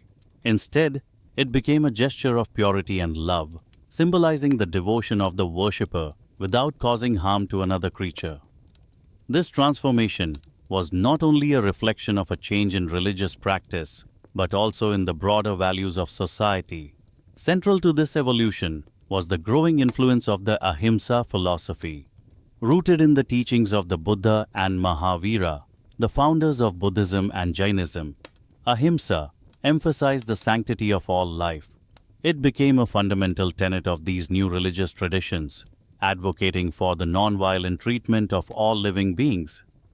The idea that one could achieve spiritual progress and enlightenment through compassion rather than through the suffering of others struck a chord with many people in India. The message was simple yet powerful. True spiritual growth could be attained by refraining from causing harm, not by spilling blood. As the influence of Buddhism and Jainism spread, their teachings began to have a profound impact on the spiritual practices of the time. The growing popularity of these non-violent traditions placed pressure on the more established Hindu practices to evolve as well. While some clung to the old ways, many others began to adopt a more symbolic approach to sacrifice, reflecting the new values of compassion and non-violence that were becoming central to Indian thought. This shift marked a turning point in the history of Hinduism, as it signaled the decline of the old sacrificial practices in favor of more peaceful and symbolic forms of devotion. The philosophical shift toward non-violence and symbolic sacrifice was not without its challenges. For many, the act of killing an animal in a ritual was deeply ingrained in their understanding of spirituality. It had been practiced for centuries, and its significance in maintaining cosmic order and ensuring divine favor was well established. To abandon this practice was not an easy decision, and for some, it felt like a threat to the very foundations of their religious identity. Yet, the growing influence of non-violent teachings, particularly those of the Buddha and Mahavira, created an undeniable momentum for change. The transition to symbolic sacrifice also reflected a broader cultural shift in ancient India, one that emphasized self-realization, inner peace, and harmony with the natural world. The emphasis on ahimsa encouraged people to seek enlightenment through meditation, introspection, and compassionate action, rather than through ritualistic violence. As this new path gained popularity, it reshaped the way people approached not only their religious practices, but their daily lives as well. The notion that spirituality could be expressed through peaceful means, through a simple act of offering flowers, fruits, or incense, became a symbol of the growing desire for inner purity and outer harmony. This shift also laid the groundwork for a deeper, more introspective form of worship, one where the focus was not on the external act of sacrifice, but on the internal transformation of the devotee. In this new paradigm, the sacrifice was not about the offering itself, but about the intention behind it. The act of offering became a symbol of devotion, a way of expressing gratitude and reverence without the need for bloodshed. The true sacrifice was now seen as the willingness to give up one's own desires, attachments, and ego in service to the divine. As we move into the next chapter, we begin to see the lasting impact of these philosophical changes on the broader religious community. The rise of Buddhism and Jainism, with their emphasis on non-violence, brought about a profound transformation in the spiritual landscape of India. The teachings of the Buddha and Mahavira would continue to influence not only Hinduism, but also the wider culture, setting the stage for the further decline of animal sacrifice and the rise of more compassionate, inward-focused forms of spirituality. The shift to symbolic sacrifice, rooted in the ideals of ahimsa, was not just a change in religious practice. It was a reflection of a new vision of what it meant to live a spiritual life in harmony with all beings. As the spiritual practices surrounding sacrifice evolved, one constant remained: the role of the kings and rulers in these rituals. While the philosophical shift toward non-violence took root in many corners of society, the political power of the rulers remained deeply intertwined with the sacrificial rites. In ancient India, the connection between the king and the gods was not just a matter of divine favor, it was a cornerstone of legitimacy. Rulers used animal sacrifices to assert their authority, both spiritually and politically, often using the rituals as a public demonstration of their power, piety, and divine right to rule. The grandest of these ceremonies, such as the Ashwamedha, the horse sacrifice, served not only as a religious offering but also as a political statement. The king would send a horse, often unmarked and free to roam for a period of time, on a journey across the kingdom. Wherever the horse went, it was followed by the king's army, and its path, if uncontested, symbolized the king's dominion over that territory. When the horse was finally brought back and sacrificed, it was more than just a religious act. It was the king's declaration of power, a public affirmation of his divine right to rule over the lands he controlled. The ritual was seen as a means to ensure divine protection, but it was also a way for the king to demonstrate his strength and reinforce his position as the supreme authority. Sacrifices, therefore, were not purely spiritual acts. They were political tools that allowed rulers to solidify their control over their subjects and demonstrate their connection to the divine. The animals in these sacrifices became symbols, not of the god's will alone, but of the ruler's power. The very act of offering these animals, particularly those as sacred as cows and horses, was a powerful assertion of the ruler's ability to manipulate both the spiritual and political realms. The sacrifice of such animals was meant to ensure that the king's authority was not questioned, that his reign was supported by the gods, and that his power was unchallenged. Yet, this connection between rulers and sacrifice raised deeper questions. Did the kings truly believe in the power of the sacrifices, or were they merely using them as tools to maintain their political position? It is easy to assume that rulers, who were often steeped in the same religious beliefs as their subjects, genuinely believed in the divine favor that came from these rituals. However, as the political and social implications of sacrifice grew more apparent, it became increasingly unclear whether the rulers themselves truly understood or believed in the spiritual weight of their actions. In many ways, the king's participation in sacrifice was a performance, an act meant to solidify his status, not only in the eyes of the gods but in the eyes of his people. The Ashwamedha and similar rituals served to remind the populace of the king's divine backing, reinforcing the idea that his reign was sanctioned by the gods themselves. But as the philosophical currents of non-violence and compassion took hold, these once sacred practices began to take on a new light. Were the sacrifices truly necessary to maintain cosmic order, or were they a means of controlling the people and consolidating power? It is here, within this uncertainty, that the personal beliefs of the rulers come into question. While many kings and priests might have claimed that their sacrifices were necessary for maintaining the divine balance of the universe, there were others who may have simply used the rituals as a political maneuver. The more elaborate and grandiose the sacrifice, the more the king could demonstrate his power, not just over his kingdom, but over the divine. In this sense, the king's participation in animal sacrifice became more about political theater than genuine spiritual devotion. As we look at the role of sacrifice in the political sphere, it becomes clear that the practice was far from one-dimensional. The king, as both a political figure and a spiritual leader, had to navigate the fine line between religious duty and political expediency. The sacrifices were necessary for the upkeep of his reign, but whether or not he believed in the divine power they represented is a more complicated question. Could the rulers, who benefited greatly from the continued practice of sacrifice, truly separate their belief in the divine from their need to maintain control over their people? This uncertainty only deepened as the moral and philosophical debates surrounding sacrifice began to intensify.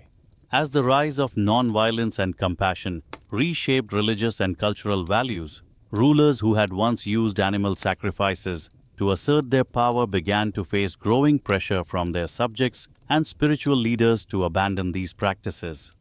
The contradiction between political power and spiritual devotion could no longer be ignored, and the line between genuine religious belief and political manipulation became increasingly difficult to draw. As we move into the next chapter, we will explore how these contradictions began to manifest in the broader social and political landscape.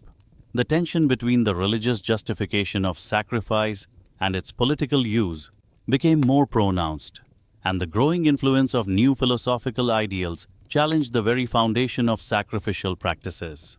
The next chapter will delve into the societal impact of these shifts, as well as the personal struggles of rulers who found themselves caught between the traditional practices of their ancestors and the evolving ethical demands of a changing world.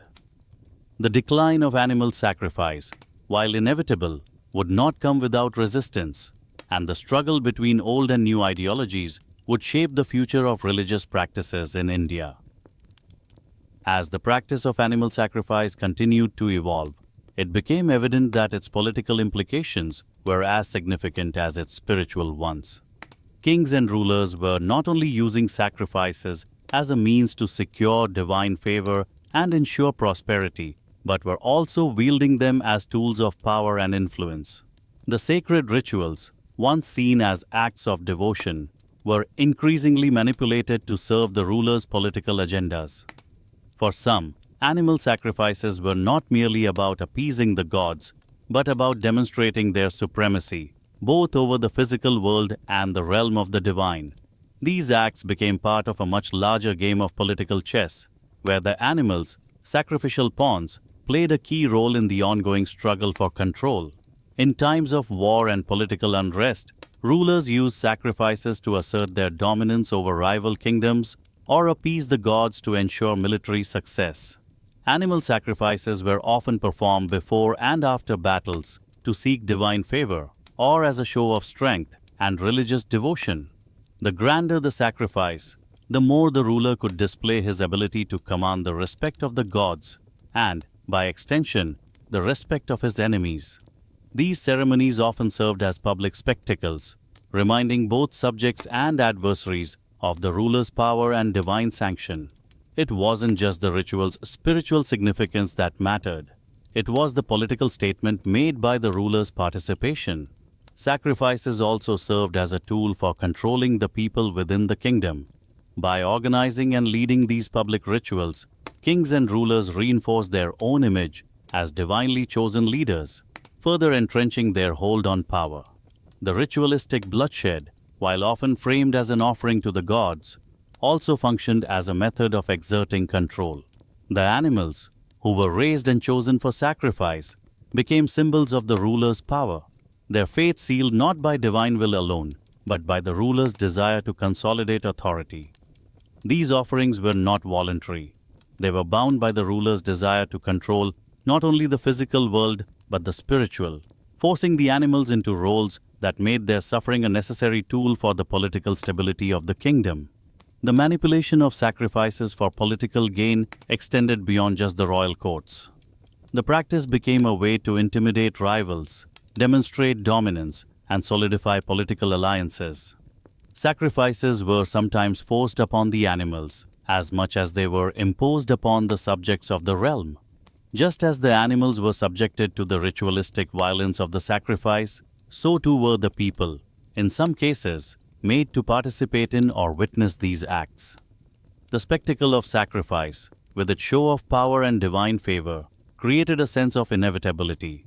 It was a reminder to the people that their rulers were powerful, that their legitimacy was divinely ordained, and that questioning them could disrupt the divine order itself. Rulers also used animal sacrifices to manipulate the political landscape. In times of internal strife or conflict with neighboring kingdoms, a ruler might invoke the gods through sacrifice to legitimize their position and quell dissent. By performing a sacrifice, the ruler presented themselves not only as a political leader, but as a spiritual intermediary, ensuring that their actions were sanctioned by higher powers.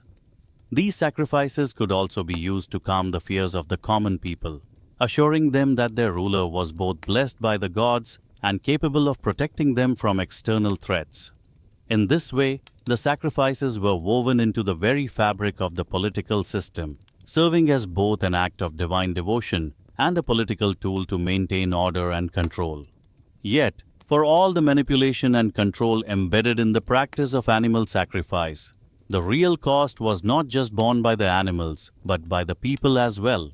The sacrifices, though presented as a means to preserve cosmic order, often served as a reminder of the ruler's dominance over both life and death. The people were subject to the will of their kings, whose authority was maintained not only through political power, but through the religious and spiritual symbols they controlled. The common people, though often excluded from the power structure, were still caught in the web of political intrigue that surrounded these rituals. They were expected to witness the sacrifice, participate in the ceremonies, and reaffirm the legitimacy of the ruler's power. In these moments, the animal sacrifices became more than just acts of devotion.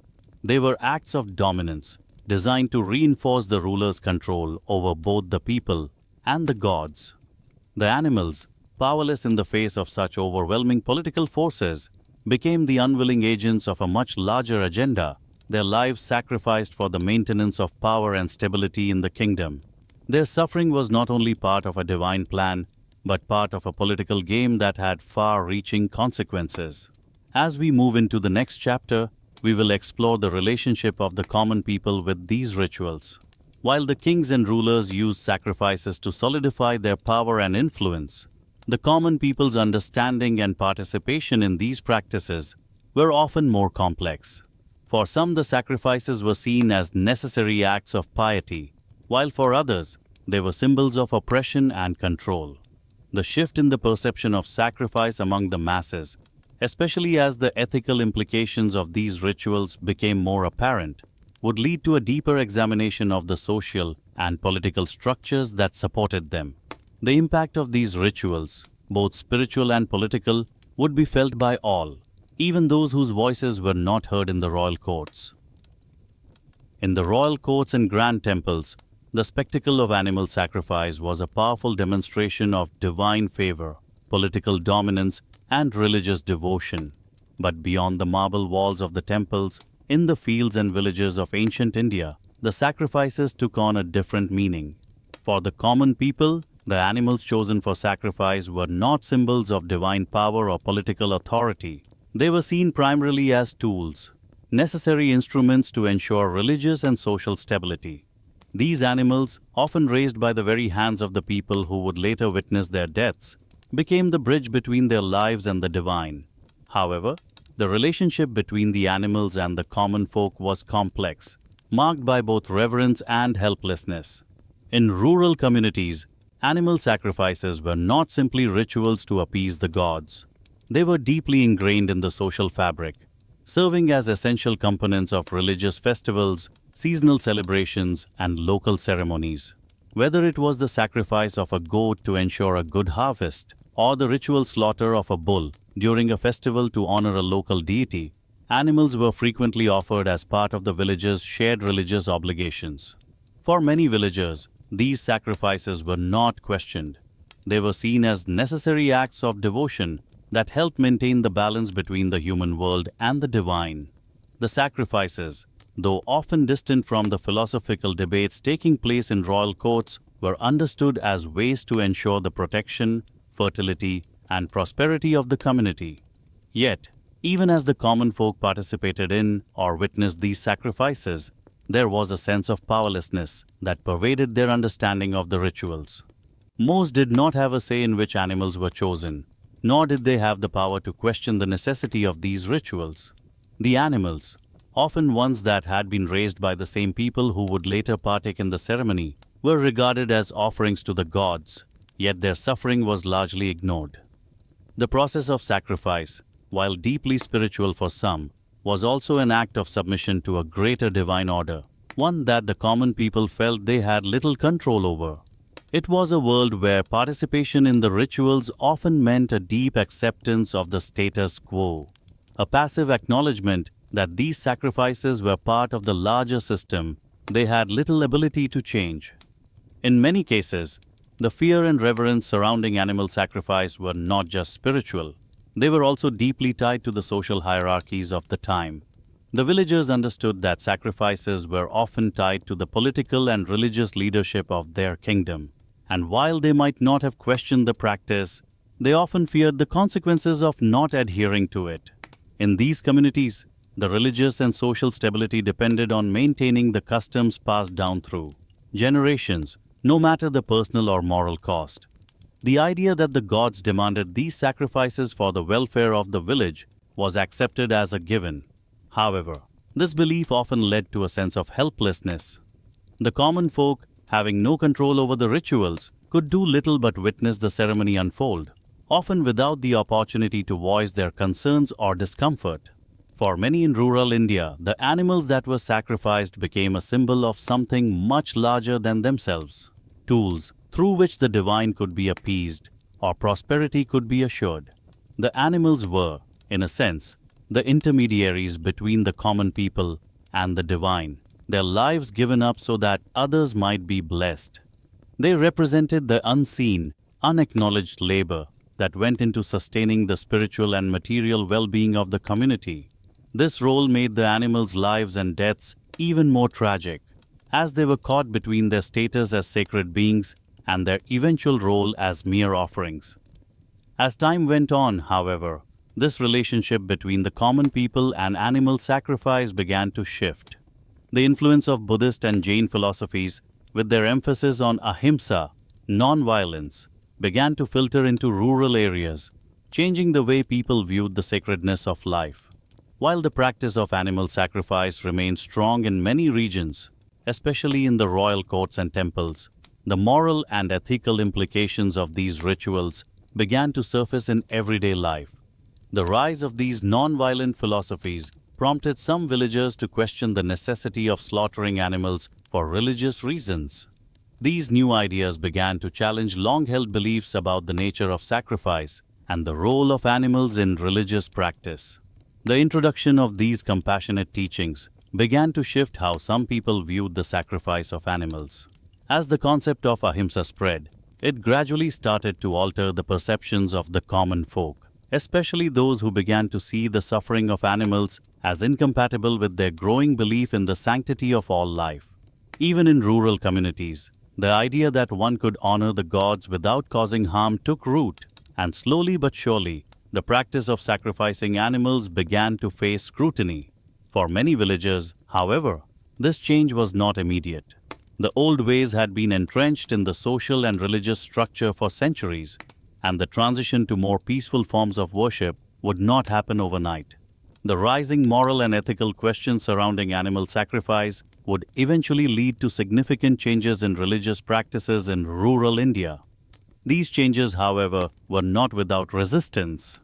In many places, the older traditions were fiercely protected, and the religious and political authorities who had long relied on the power of animal sacrifices were not eager to relinquish these practices. The tension between the old ways and the new, more compassionate beliefs would set the stage for the next phase of this transformation. As we move into the next chapter, we begin to explore how the changing views of sacrifice impacted not only the rituals themselves, but also the social and cultural dynamics of the time. The common people's relationship with animal sacrifice was evolving, and the influence of ahimsa began to resonate on a broader scale. In the face of growing ethical dilemmas, the old religious practices would be re-examined, and new forms of worship would rise to take their place. The chapter to come will delve into the broader societal impact of these shifts, highlighting how the rise of nonviolence and compassion challenged the very foundations of ancient Indian rituals. As the philosophy of ahimsa, non-violence, began to take hold, it sparked a profound shift in the religious and moral fabric of ancient Indian society. The growing influence of Jainism and Buddhism, with their emphasis on compassion and the sanctity of all life, began to directly challenge the long-standing practice of animal sacrifice. What had once been viewed as a necessary and sacred ritual now came under increasing scrutiny, especially among those who were more spiritually inclined. The idea that the gods required bloodshed for spiritual favor began to clash with the ethical teachings of non-violence, which argued that true devotion and enlightenment could only be achieved through compassion, not through causing harm to others. This philosophical clash set the stage for the gradual rise of vegetarianism in ancient India. While ahimsa had always been a part of Indian thought, it was now being elevated to a central tenet of several religious movements. Jainism, founded by Mahavira, and Buddhism, founded by the Buddha, both advocated for strict non-violence, not only toward humans, but toward all living beings. In these traditions, the act of killing any living creature, be it for food, sacrifice, or any other purpose, was seen as an obstacle to spiritual progress. To live in accordance with ahimsa, it was essential to avoid harm to all living beings, and this included adopting a vegetarian diet as a way to avoid contributing to the violence inherent in the killing of animals. The shift toward vegetarianism was not immediate, nor was it universal. In many parts of India, animal sacrifice remained a deeply ingrained practice, tied to centuries-old religious customs and royal traditions. However, the rise of Jainism and Buddhism marked a turning point, as their followers began to embrace vegetarianism as a direct expression of their spiritual ideals. These movements found a receptive audience among those seeking a more compassionate and ethical way of living, and their influence gradually spread, especially among the intellectual and spiritual elite. As the teachings of ahimsa took root, the idea of consuming meat or participating in animal sacrifice began to be seen as not only spiritually harmful but morally unacceptable. The vegetarian lifestyle, while rooted in the religious doctrines of Jainism and Buddhism, began to transcend these traditions. It was no longer seen as simply the practice of a few select sects, but as a path to greater spiritual purity. To avoid causing harm to any living being was viewed as a way of aligning oneself with the divine, and vegetarianism became a way to embody this ideal in everyday life. The shift was not just about food, it was about a broader shift in consciousness. People began to see their relationship with the natural world in a new light, understanding that their actions, no matter how small, had consequences. The belief that one could live a spiritually fulfilling life without causing harm to others began to take hold in the collective imagination of the society. The growing popularity of vegetarianism also reflected a broader transformation in how people viewed the role of animals in the world. Once seen primarily as tools for sacrifice or as symbols of divine favor, animals began to be viewed with more respect and compassion. Cows, once revered for their role in sacrifice, were now increasingly seen as sacred for their ability to provide nourishment without the need for harm. The act of slaughtering an animal, once seen as necessary for maintaining the divine order, was now questioned as unnecessary and even sinful. As vegetarianism gained traction, it was not without resistance. Many who had long held to the traditional practices of animal sacrifice saw the rise of vegetarianism as a challenge to their religious and cultural identity. The old ways were deeply entrenched in the social and political structures, particularly among the elites who had long used sacrifices to affirm their power and maintain their legitimacy. Animal sacrifice was not just a religious act, it was a political one, and it served as a means for the rulers to demonstrate their strength, piety, and divine favor. The decline of these sacrifices threatened not only the religious traditions, but also the political order that had supported them. The tension between the old practices and the new, more compassionate ideals would grow in the coming centuries. As vegetarianism continued to spread, there was a growing sense of unease among those who feared the loss of traditional rituals and the authority that accompanied them. The rise of ahimsa and vegetarianism became a symbol of the cultural and spiritual shifts taking place across the subcontinent, challenging the very foundations of a society built on sacrifice, power, and dominance.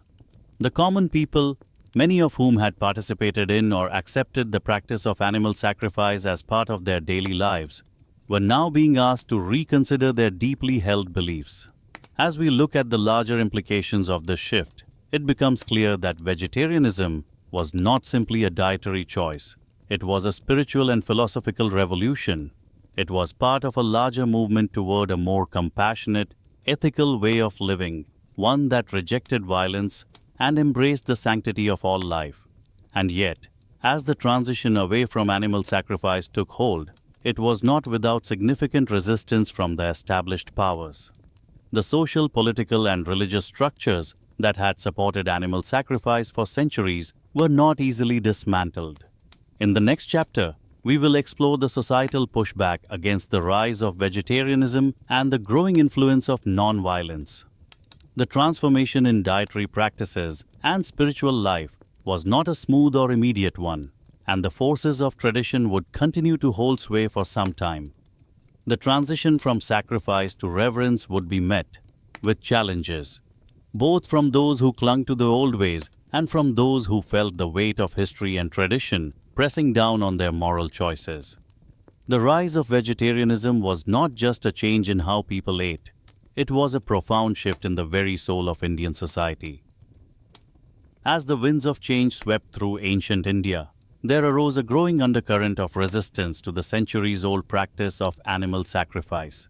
The rise of religious reformers and philosophers who championed non-violence and compassion for all living beings began to challenge the very foundation of these rituals. The teachings of ahimsa, non-violence, became a powerful force, particularly as movements like Buddhism and Jainism gained prominence. These new philosophical and spiritual ideas emphasized that true spiritual progress could not be achieved through the suffering of others, whether human or animal. Instead, they called for a path of compassion, where all forms of life were revered and respected. The resistance to animal sacrifice came from many quarters, and the debates that unfolded were not just theological, they were deeply moral, philosophical, and even political. At the heart of the opposition was the growing realization that the old rituals, which had long been justified as necessary for maintaining cosmic order, were no longer in harmony with the ethical demands of an evolving society. The animal sacrifices, once seen as a divine obligation, were now being viewed through a different lens, a lens that saw the pain and suffering of the animals as unnecessary and unjustifiable in a world that was increasingly embracing ahimsa. Religious reformers, both within and outside the traditional Hindu fold, began to question the legitimacy of these sacrifices. Thinkers like Mahavira, the founder of Jainism, and the Buddha, the founder of Buddhism, argued that true devotion to the divine could not be expressed through violence, even if it was for a perceived greater good. Their teachings, which placed non-violence at the center of spiritual practice, resonated deeply with those who were growing uncomfortable with the bloodshed inherent in the rituals. According to ahimsa, all life was sacred, and no act of violence, however divinely sanctioned, could bring one closer to the divine. The idea that one could attain spiritual purity through peace, compassion, and self-restraint was a revolutionary one, and it quickly gained a following. The influence of these new ideas began to challenge not only the practice of animal sacrifice, but also the very structure of society that upheld it. Kings, priests, and ruling elites, who had long used animal sacrifices to assert their political and religious authority, found themselves increasingly at odds with these reformist teachings.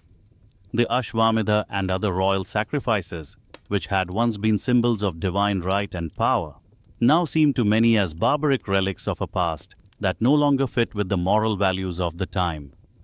The moral arguments put forth by the reformers began to gain traction, especially among the common people and the intellectual elite, who felt that the spiritual benefits of animal sacrifice were no longer worth the cost of suffering it caused.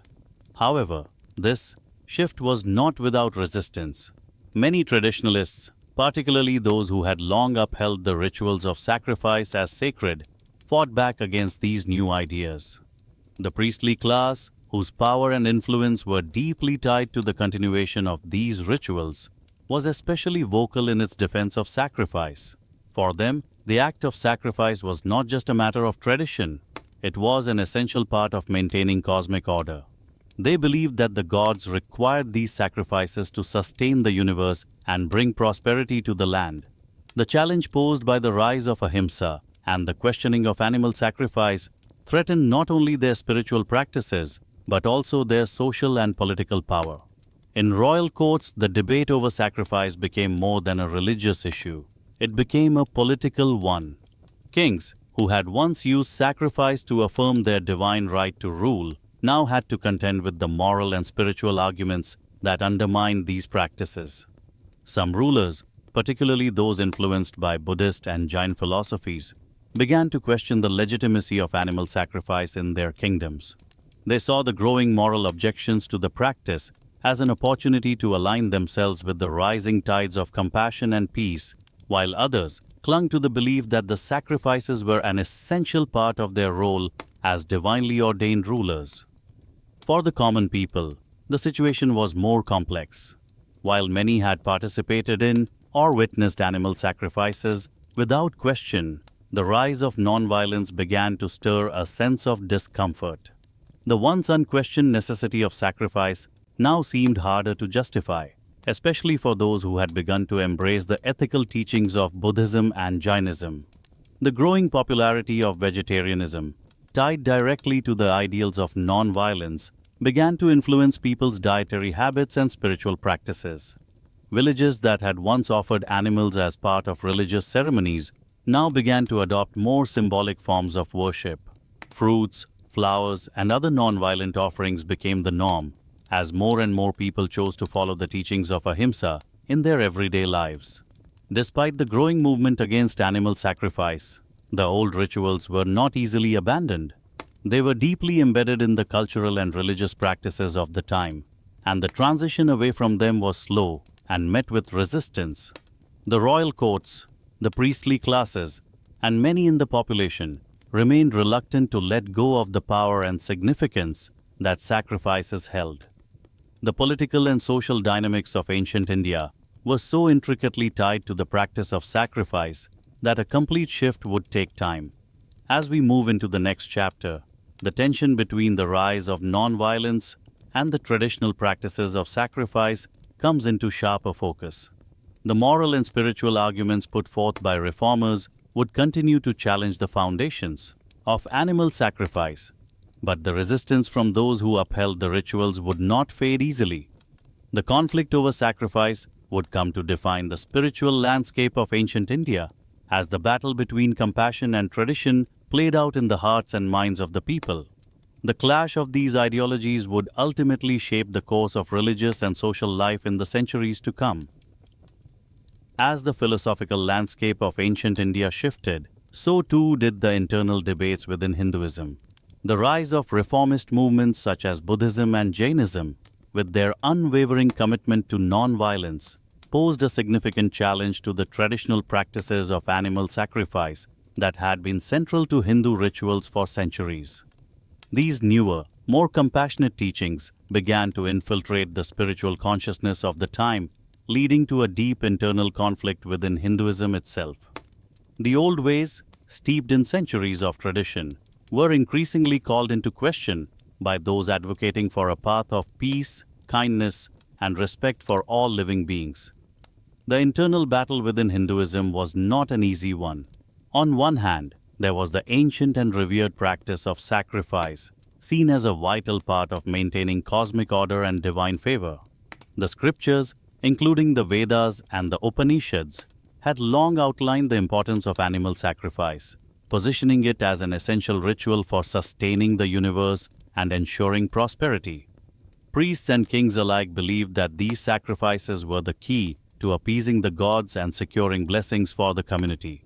The rituals, though often violent, were viewed as sacred acts that reinforced the divine connection between the earthly and heavenly realms.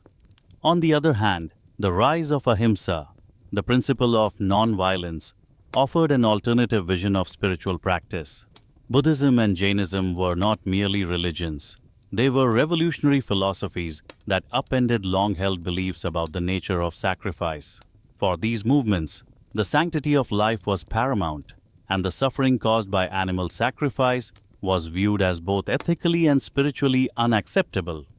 To these reformers, true devotion to the divine could only be achieved through compassion, understanding, and a commitment to the well-being of all living beings, not through the violent act of taking life. This philosophical divide created an intense internal conflict within Hinduism. Some schools of thought within the religion sought to reconcile these new ideas with the ancient traditions, attempting to find ways to preserve the spiritual integrity of the sacrificial rituals while aligning with the emerging ethical principles of non-violence. These schools began to interpret sacrifice in symbolic terms, moving away from the literal slaughter of animals toward more abstract forms of offering. For instance, certain sects began to emphasize the use of flowers, fruits, and other non-violent offerings, viewing these as equally potent in invoking the blessings of the gods. This shift marked an early attempt within Hinduism to maintain the essence of sacrifice, devotion to the divine, while minimizing the harm caused to living creatures. However, these efforts were not universally accepted. Many within Hinduism remained deeply committed to the traditional view that animal sacrifice was essential for maintaining cosmic balance. To them, the very idea of sacrificing a symbolic offering instead of a living being seemed like a dilution of the ritual's spiritual power. These traditionalists argued that the act of killing, though painful, was a necessary part of the divine order. The blood of the sacrifice, they believed, was required to cleanse and purify, to bridge the gap between humans and the gods. For these adherents, the growing popularity of ahimsa and the rise of vegetarianism threatened not only the practice of sacrifice, but also the spiritual integrity of their entire belief system. As the debate within Hinduism deepened, there were those who sought middle ground. Some thinkers suggested that, while the ancient sacrifices might no longer be necessary in the context of a changing society, the spirit of sacrifice, offering something of value to the gods, could still be preserved. These thinkers advocated for a shift in how sacrifice was understood. Rather than focusing on the physical act of death, they proposed that the true sacrifice lay in the devotion and sincerity of the worshipper. In this new framework, personal sacrifice, such as fasting, penance, or acts of charity, became central to the spiritual life, while animal sacrifices slowly faded from view. The idea of symbolic offerings became increasingly popular in this context, especially as the growing influence of ahimsa continued to reshape the spiritual and cultural consciousness of ancient India. The emphasis on non-violence, however, created a difficult paradox for those still devoted to the traditional sacrificial practices. The more they tried to reconcile these competing ideas, non-violence versus the necessity of sacrifice, the more they realized that they could no longer uphold both simultaneously. For some, the transition to a more symbolic form of sacrifice became a spiritual evolution, while for others, it was seen as a betrayal of sacred tradition. This internal struggle within Hinduism set the stage for the eventual shift away from animal sacrifice. The influence of non-violent movements like Buddhism and Jainism was undeniable, and their teachings continued to spread throughout India, further weakening the hold that sacrificial rituals had on the hearts and minds of the people. More and more followers of Hinduism began to adopt the more peaceful practices that these religions espoused, embracing vegetarianism and symbolic offerings as a way to honor the gods without causing harm. Yet, the transition was far from immediate. The ancient sacrificial rituals had been so deeply entrenched in the spiritual practices of the time that their decline was met with resistance from those who saw them as essential to their faith. But as the debate between the proponents of sacrifice and the advocates of non-violence continued, it became clear that Hinduism was undergoing a transformation, one that would eventually lead to the decline of animal sacrifice and the rise of more peaceful forms of worship. As we move into the next chapter, we begin to see how this shift impacted not only the religious practices within Hinduism, but also the larger cultural and social structures of ancient India. The rise of vegetarianism and symbolic sacrifice reflected a broader spiritual evolution, one that emphasized compassion over violence, peace over war, and respect for all life. The impact of this transformation would ripple through the centuries, shaping the spiritual landscape of India in ways that are still felt today. The next chapter will explore how this evolving view of sacrifice began to influence not only religious practice, but also the societal values that shaped the culture and identity of ancient India. As the winds of change continued to sweep across ancient India, the practice of animal sacrifice gradually faded into the background, replaced by symbolic offerings that reflected a deeper understanding of spirituality. The rituals that had once been rooted in bloodshed and the slaughter of sacred animals evolved into acts of devotion that required no harm to living creatures. This transition marked a significant moment in the spiritual evolution of Hinduism, a moment where compassion and non-violence found their place alongside the traditional practices of devotion. The shift towards symbolic offerings began to take hold as the moral and philosophical ideas of ahimsa, non-violence, gained greater prominence. With the growing influence of Buddhism and Jainism and the ethical arguments they presented against animal sacrifice, the religious landscape of India began to change. The emphasis on compassion and the sanctity of all life resonated deeply with many Hindus, leading to a re-evaluation of the need for animal sacrifice as part of religious ritual. What had once been seen as a necessary and sacred act was now being questioned as morally unacceptable, especially given the rising awareness of the suffering animals endured during sacrifices. Instead of offering the blood of animals to the gods, the people began to turn to offerings that were not only symbolic but also reflective of their inner devotion. Flowers, fruits, and incense became the preferred forms of offering in rituals. These offerings were not just physical, they were imbued with spiritual significance. The fruits, for example, were seen as the fruits of one's labor and devotion, offered as a gesture of gratitude to the gods. Flowers, delicate and fragrant, symbolized purity and beauty, qualities that were now associated with the worship of the divine.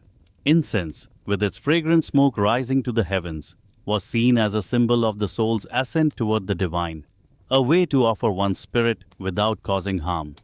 This shift towards symbolic offerings was not simply a change in ritual, it was a profound spiritual evolution. It reflected a growing understanding that devotion to the divine could be expressed through compassion and peace, not through bloodshed and suffering. The focus of worship shifted from the external act of sacrifice to the internal attitude of the devotee. It was no longer about appeasing the gods through offerings of flesh and blood, but about offering one's heart, mind, and spirit. This new form of devotion emphasized purity of intention and selflessness, qualities that aligned with the teachings of ahimsa and the moral imperatives of the time. As people began to adopt these more peaceful practices, the spiritual growth of society became evident. Devotion, once defined by the rituals of sacrifice, was now understood as a personal journey toward inner peace and connection with the divine. The act of worship no longer required the destruction of life. It could be achieved through acts of kindness, self-discipline, and love.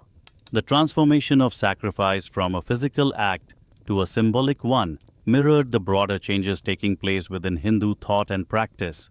No longer was spirituality confined to the physicality of ritualistic sacrifice.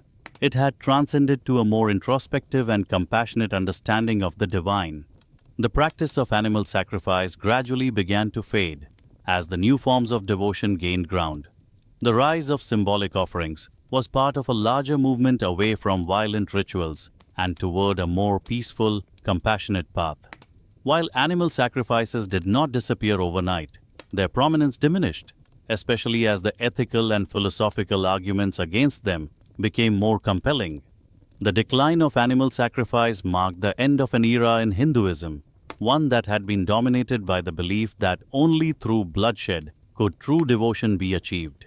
In its place emerged a spirituality that was more in tune with the principles of non-violence and reverence for all living beings. The shift away from the literal slaughter of animals to symbolic offerings was not just a change in ritual practice. It was a reflection of a deeper, more profound transformation in the way people understood their relationship with the divine. Devotion, once rooted in the external act of sacrifice, was now internalized, reflecting the growing understanding that the true sacrifice lay in the purity of one's heart and the compassion with which one approached life. This change also had significant social and cultural implications. As animal sacrifice gradually faded, the role of the priest and the ritualistic community began to change. No longer was their role solely to perform the sacred rites of blood sacrifice, but to guide others in the path of non-violence and compassion. The moral authority of the priesthood, once closely tied to the rituals of sacrifice, now had to adapt to the growing ethos of peace and kindness. The influence of Buddhist and Jain philosophies, which had long advocated for non-violence, played a central role in this shift, offering an alternative spiritual path that resonated deeply with those seeking a more compassionate way of life. As the practice of animal sacrifice waned, it became clear that Hinduism was evolving in response to new ethical and spiritual demands. The emphasis on compassion, inner peace, and reverence for all life became foundational to the faith, reshaping the very nature of devotion. The decline of sacrifice was not the end of Hinduism, but the beginning of a new chapter, one in which the gods were honored through the purity of intention rather than the violence of ritual. As we move forward into the next chapter, we will explore the broader philosophical impacts of these changes. The shift from animal sacrifice to symbolic offerings not only changed the way people worshipped, but also reflected a transformation in the way they viewed the nature of the divine, the role of the individual in religious life, and their relationship with the natural world. This philosophical evolution would continue to shape the development of Hinduism in the centuries to come, as the search for peace, compassion, and spiritual enlightenment became central to the faith. The next chapter will delve into how these changes influenced the broader philosophical discussions of the time and laid the groundwork for future spiritual movements. As the practice of animal sacrifice gradually receded into the past, a profound transformation began to unfold across the spiritual landscape of ancient India. The decline of these violent rituals was not just a shift in religious practice, but part of a broader philosophical and cultural evolution. The emphasis on non-violence, compassion, and inner peace began to redefine what it meant to be spiritually devoted. The moral framework of society itself started to evolve, leading to a new era in which self-realization, understanding, and reverence for all living beings became central tenets of the spiritual life. The spiritual transformation that took place in India during this period was marked by a shift away from external rituals and sacrifices toward internal growth and self-awareness. As the importance of ahimsa, non-violence, took root, people began to see that true devotion was not about the blood spilled in sacrifice, but about the purity of one's intentions and the sincerity of one's heart. This new understanding was not confined to one particular religion, but spread across Hinduism, Buddhism, and Jainism alike, each tradition embracing the core idea that spiritual progress was more about cultivating compassion and wisdom than performing physical acts of devotion. In the wake of this philosophical shift, the traditional rituals of Hinduism, once based on the sacrifice of animals, began to be reinterpreted. Where once sacrifice had been the central act of worship, now people turned inward, focusing on meditation, prayer, and self-discipline. The teachings of ahimsa led to a deeper understanding of the interconnectedness of all life. The idea that all beings, human and non-human, shared a divine essence became increasingly central to spiritual practice. People came to see that their actions, their thoughts, and their words were all part of a larger moral framework that affected not only their own spiritual growth, but the well-being of the entire world. The philosophical underpinnings of this transformation were rooted in the emerging interpretations of sacred texts. The Upanishads, which had long emphasized the idea of self-realization and the unity of the individual soul with the universal spirit, Atman and Brahman, became even more significant as people began to turn to them for guidance on how to cultivate inner peace and wisdom. These texts, once considered esoteric, now became accessible to a broader audience, offering teachings on meditation, self-reflection, and the pursuit of enlightenment. The Bhagavad Gita, too, with its focus on the importance of inner duty and devotion, found renewed relevance in this era. Its teachings on non-attachment and devotion to the divine providing a spiritual blueprint for the evolving society. This shift in focus from external rituals to internal spiritual practices marked a major turning point in the cultural and spiritual life of India. The growing emphasis on compassion, self-realization, and understanding led to an increased interest in personal spiritual development. The goal of spiritual practice was no longer to please the gods through sacrifice or ritual, but to transcend the ego and realize one's divine nature. This transformation reflected a broader cultural evolution, in which individuals began to see themselves not as subjects to be ruled by external powers, but as spiritual beings capable of understanding the universe and achieving liberation, moksha, through self-awareness and ethical living. The rise of nonviolence also had a profound impact on society as a whole. As people began to embrace ahimsa, the moral implications of their actions, whether in their interactions with fellow humans or with the animals around them, became a central concern. Vegetarianism, once limited to a few ascetic traditions, began to spread more widely. It was seen not just as a dietary choice, but as a spiritual practice that aligned with the deeper moral values of nonviolence. This new ethical framework, which prioritized compassion and respect for life, began to shape the social and political structures of India, leading to a society where violence, whether physical or emotional, was increasingly rejected.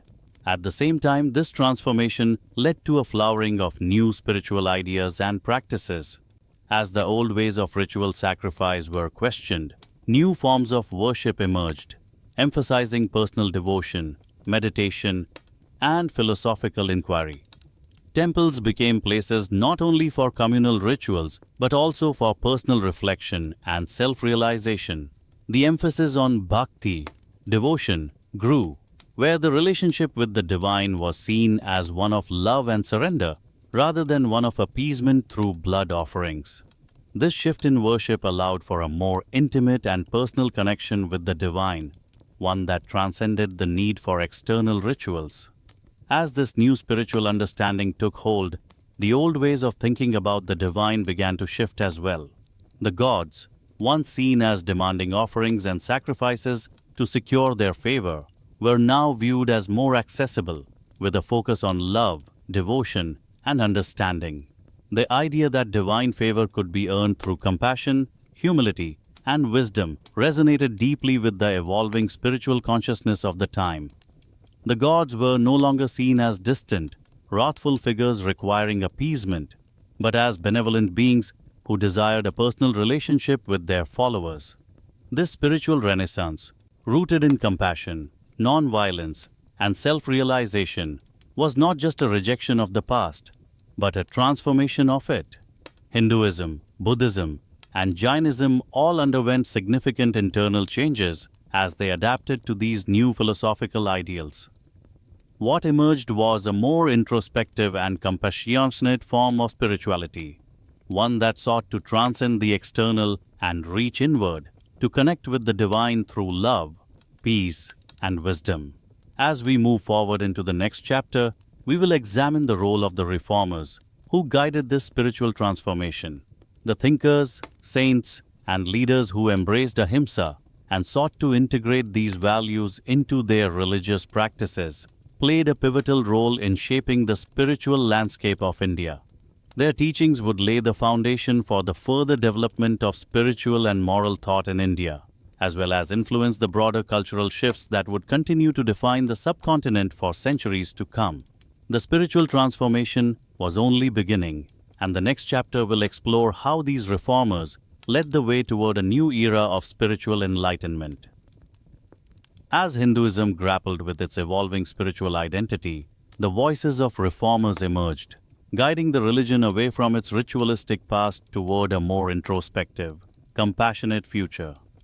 The growing emphasis on ahimsa and the moral imperative of non-violence required a reinterpretation of ancient teachings, and this task fell to a few prominent thinkers who reshaped the philosophy of Hinduism in profound ways. Figures like Adi Shankaracharya and Ramanuja were pivotal in steering Hinduism away from the brutal and archaic practices of animal sacrifice, advocating instead for a path centered on personal devotion, inner spiritual growth, and the cultivation of compassion. Adi Shankaracharya, one of the most influential philosophers in Indian history, was a key figure in this transformation. In the 8th century CE, Shankaracharya revitalized the Advaita Vedanta philosophy, emphasizing the oneness of the individual soul, Atman, and the universal consciousness, Brahman. His teachings focused on the idea of liberation through self-realization, understanding that the self and the divine were not separate, but one and the same. This concept of non-duality suggested that the external rituals, especially those that involved violence or sacrifice, were not the true means of spiritual growth. Instead, Shankaracharya emphasized meditation, self-inquiry, and the pursuit of knowledge to achieve liberation, moksha. His interpretation of Hinduism, which sought to transcend ritual and external worship, had a profound impact on how people viewed their spiritual path. The sacrifice of animals, once seen as a necessary offering to the gods, became increasingly irrelevant in the face of a more personal and transformative approach to devotion. Shankaracharya's influence spread across India, but it was not without resistance. Many of the established priestly classes, who had long benefited from the rituals of sacrifice, were skeptical of his teachings. However, his powerful arguments and intellectual rigor helped shift the focus of Hindu philosophy away from ritualistic practices toward an emphasis on self-realization and inner transformation. Shankaracharya's teachings not only reshaped the philosophical landscape but also created a new framework for spiritual practice, one based on personal experience and direct communion with the divine, rather than through intermediaries or sacrifices. Another prominent reformer, Ramanuja, took a different but complementary approach, focusing on the path of bhakti, devotion to a personal god, within the framework of Vishishtadvaita Vedanta. Ramanuja's philosophy was deeply rooted in the idea that devotion and love for a personal god could lead to liberation, rather than through the impersonal, abstract realization of Brahman that Shankaracharya emphasized. Ramanuja's vision of the divine was one that could be accessed through love and surrender, emphasizing the emotional and relational aspects of spirituality. His teachings, which rejected the rigid ritualism that had come to dominate Hindu practice, placed a strong focus on compassion, kindness, and the need for a personal relationship with the divine. Like Shankaracharya, Ramanuja sought to diminish the importance of animal sacrifice and other external rituals in favor of more intimate acts of devotion and self-purification. Ramanuja's influence was particularly important because it introduced the idea that devotion to the divine could be expressed in everyday life, not through grand sacrifices, but through acts of love, service, and compassion. He emphasized that the divine could be found in all living beings, and this philosophy helped shape the evolving moral and spiritual outlook of India. Under his guidance, many temples became centers not just for rituals, but for community gatherings focused on prayer, singing hymns, and spreading love and devotion to God. These reformers were not alone in their efforts to reshape Hinduism. Many other saints and philosophers followed in their footsteps, including figures like Madhvacharya, who emphasized the duality of the self and the divine, but still supported a personal connection to God that eschewed ritual sacrifice. These thinkers and saints sought to provide an alternative to the traditional sacrificial rituals, which were increasingly viewed as incompatible with the growing moral sensibilities of the time. Their teachings reinforced the idea that spiritual growth did not require the shedding of blood, but rather the cultivation of virtues like compassion, humility, and love for all living beings. The impact of these reformers went beyond the philosophical elite. Their ideas began to permeate the broader society, influencing the practices of ordinary people. Temples, once focused on grand rituals of sacrifice, began to evolve into centers of devotion, where people gathered to pray, sing hymns, and engage in acts of service to the community. The focus shifted from appeasing the gods through violent rituals to offering love and devotion through peaceful practices. The personal devotion of the worshipper became more important than the external ritual, and the sanctity of life, as embodied in the principle of ahimsa, began to shape the way people approached their spiritual practices. These philosophical and cultural changes were part of a larger spiritual renaissance in India, one that reflected a deepening understanding of what it meant to live a spiritual life. The moral and philosophical questions surrounding animal sacrifice were gradually being resolved through a shift toward more peaceful, compassionate practices. The role of the reformers in this transformation was crucial, as they not only questioned the necessity of blood sacrifice, but also provided new frameworks for spiritual practice that aligned with the growing moral consciousness of the time.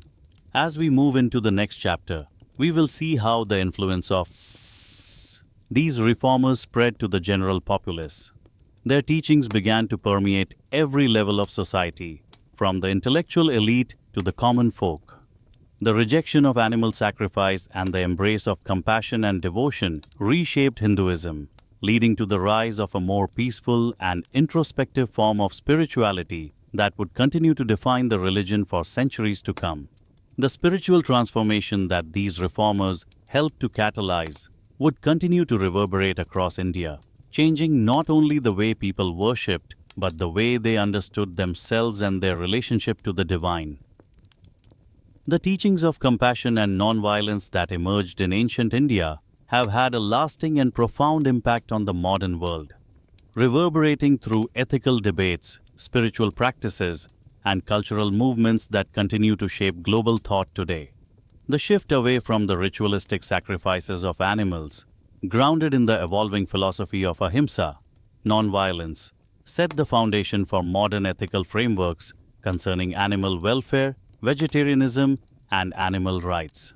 These ancient ideas, once confined to the religious and philosophical circles of India, have now become integral to global conversations about how humans interact with the animal kingdom, contributing to the rise of contemporary movements focused on kindness, empathy, and respect for all living beings.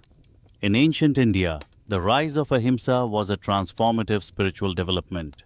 It emphasized the sanctity of life and the importance of not causing harm to any living creature, a concept deeply embedded in the teachings of Jainism, Buddhism, and Hindu reformers like Adi Shankaracharya and Ramanuja. Over time, this belief in non-violence extended beyond human interactions to include animals, creating a profound shift in the way people viewed their relationship with the natural world. The practice of animal sacrifice, once seen as a necessary religious act, was gradually replaced by more symbolic offerings and a deeper focus on inner transformation and devotion. This change reflected a growing recognition that true spirituality could not be achieved through the suffering of others, but through love, compassion, and peaceful coexistence. In the modern world, the legacy of this ancient focus on compassion has been most visibly manifest in the rise of vegetarianism and the growing advocacy for animal rights. The ethical arguments against animal cruelty, which find their roots in the teachings of ahimsa, have gained traction worldwide, especially as awareness about the environmental, health, and moral implications of meat consumption has increased. Vegetarianism, once considered an ascetic practice in ancient India, has now become a global movement, with millions of people choosing plant-based diets for ethical, health, and environmental reasons. The philosophy of non-violence has provided the moral framework for many of these choices, as people increasingly seek to align their diets and lifestyles with their ethical beliefs about the sanctity of life. The animal rights movement, too, owes much to the ethical foundations laid down in ancient India. Organizations and activists advocating for the humane treatment of animals, the banning of animal cruelty, and the protection of animal habitats draw heavily from the ideas of ahimsa. These modern movements, which champion the welfare of animals in a variety of contexts, ranging from factory farming to wildlife conservation, are part of a global conversation that has its roots in the ancient Indian understanding that causing harm to animals is not compatible with moral and spiritual growth. The compassionate treatment of animals, as envisioned by the thinkers of ancient India, has provided a moral compass for the contemporary fight against animal exploitation, challenging systems that prioritize profit over the well-being of living creatures. The influence of ancient Indian thought on modern ethical debates is not limited to vegetarianism and animal rights.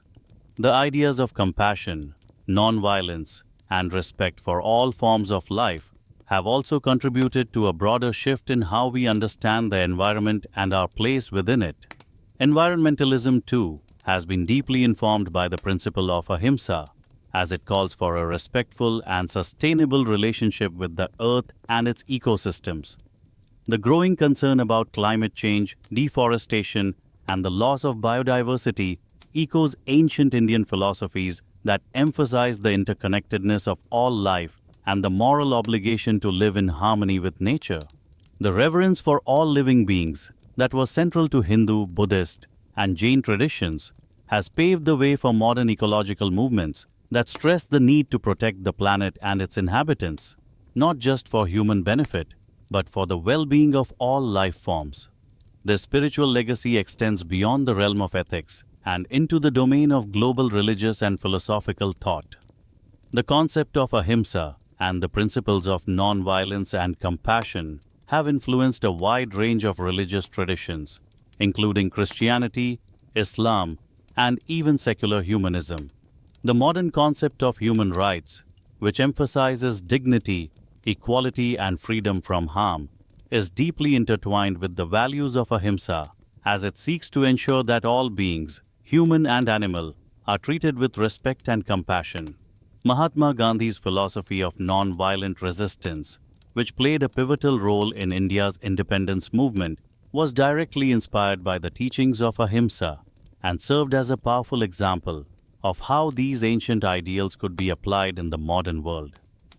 Gandhi's impact, in particular, illustrates the global influence of ancient Indian thought on contemporary movements. His advocacy for non-violence in the political sphere and his personal commitment to vegetarianism and animal welfare helped bring the ideas of compassion and non-violence into the global spotlight. Gandhi's teachings inspired numerous civil rights leaders, including Martin Luther King Jr., and have left an indelible mark on non-violent resistance movements worldwide. In this way, the legacy of ahimsa continues to inspire not only religious movements but also political and social change as individuals and groups fight for justice, equality, and the protection of all living beings. As we move into the next chapter, we will examine how the global influence of ancient Indian teachings has shaped and continues to shape the moral and philosophical frameworks of other cultures and religions. From the teachings of the Buddha to the spread of Hindu ideas, the principles of non-violence, compassion, and respect for life have made their mark on the world's spiritual traditions. The impact of these ancient ideas is felt not only in religious practices, but in the ongoing global struggle for justice, equality, and the well-being of all life forms. The principles of ahimsa continue to inspire and challenge societies across the world, offering a timeless moral compass for navigating the complex ethical issues of the modern age. The concept of ahimsa, non-violence, has traveled far beyond the borders of ancient India, becoming a core principle in movements for social justice, peace, and the protection of animal rights across the world. Its journey from a spiritual ideal in Hinduism, Buddhism, and Jainism to a universal ethical standard is a testament to the power of compassion and empathy for all living beings. The influence of ahimsa has shaped some of the most significant social and political movements of the modern era, with its most famous advocate, Mahatma Gandhi, leading the charge in applying non-violence as a transformative force for global change. Mahatma Gandhi's philosophy of non-violence was deeply rooted in the teachings of ahimsa. Gandhi believed that true social and political change could only be achieved through peaceful means. In his fight for India's independence from British rule, he eschewed violence, instead advocating for satyagraha, a method of non-violent resistance based on the principles of truth and love.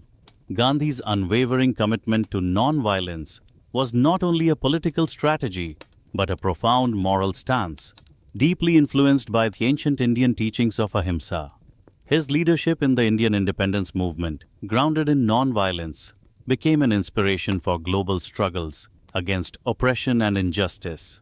The impact of Gandhi's philosophy of non-violence spread far beyond India, influencing civil rights movements around the world.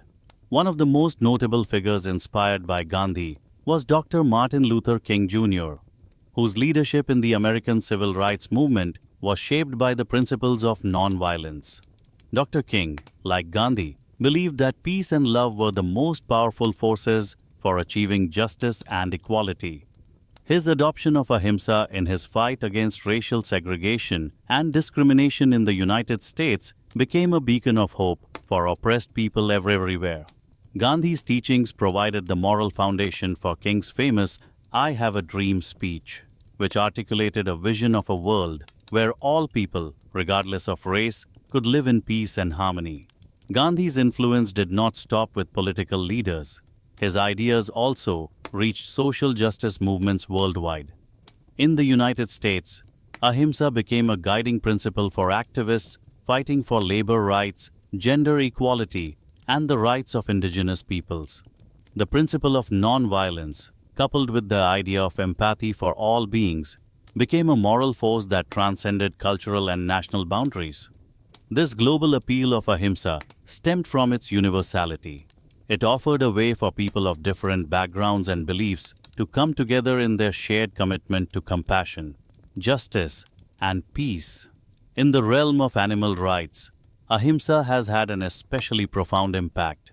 The concept of non-violence laid the foundation for the modern animal rights movement, which advocates for the protection and welfare of animals.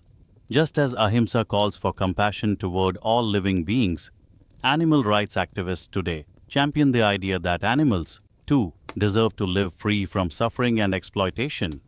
Vegetarianism, once a spiritual practice rooted in ancient Indian traditions, has become a global movement, driven by concerns for animal welfare, the environment, and human health. The moral arguments put forth by ahimsa that all life is sacred and deserving of respect have inspired countless individuals to adopt plant-based diets and to advocate for laws and practices that protect animals from cruelty. This growing global consciousness about animal rights can be traced back to the teachings of ahimsa in ancient India, which continue to shape modern discussions about how humans should treat the animal world. Today, as societies worldwide grapple with issues such as factory farming, wildlife conservation, and animal testing, the ethical principles of ahimsa provide a moral framework that challenges the justification of violence against animals for human benefit. The legacy of ahimsa as practiced by figures like Gandhi lives on in the modern-day push for compassion toward animals, highlighting the global influence of ancient Indian thought in contemporary ethical debates. Ahimsa, however, is not limited to political and social movements. It is also a deeply spiritual practice. The teachings of non-violence continue to inspire individuals on a personal level, encouraging them to live with greater empathy and mindfulness in their everyday lives.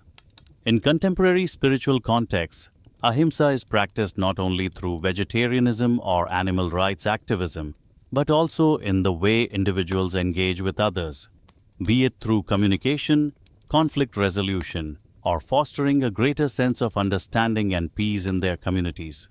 The idea of living without causing harm extends beyond physical actions to include thoughts and words, emphasizing that true spiritual growth lies in cultivating a peaceful, compassionate heart.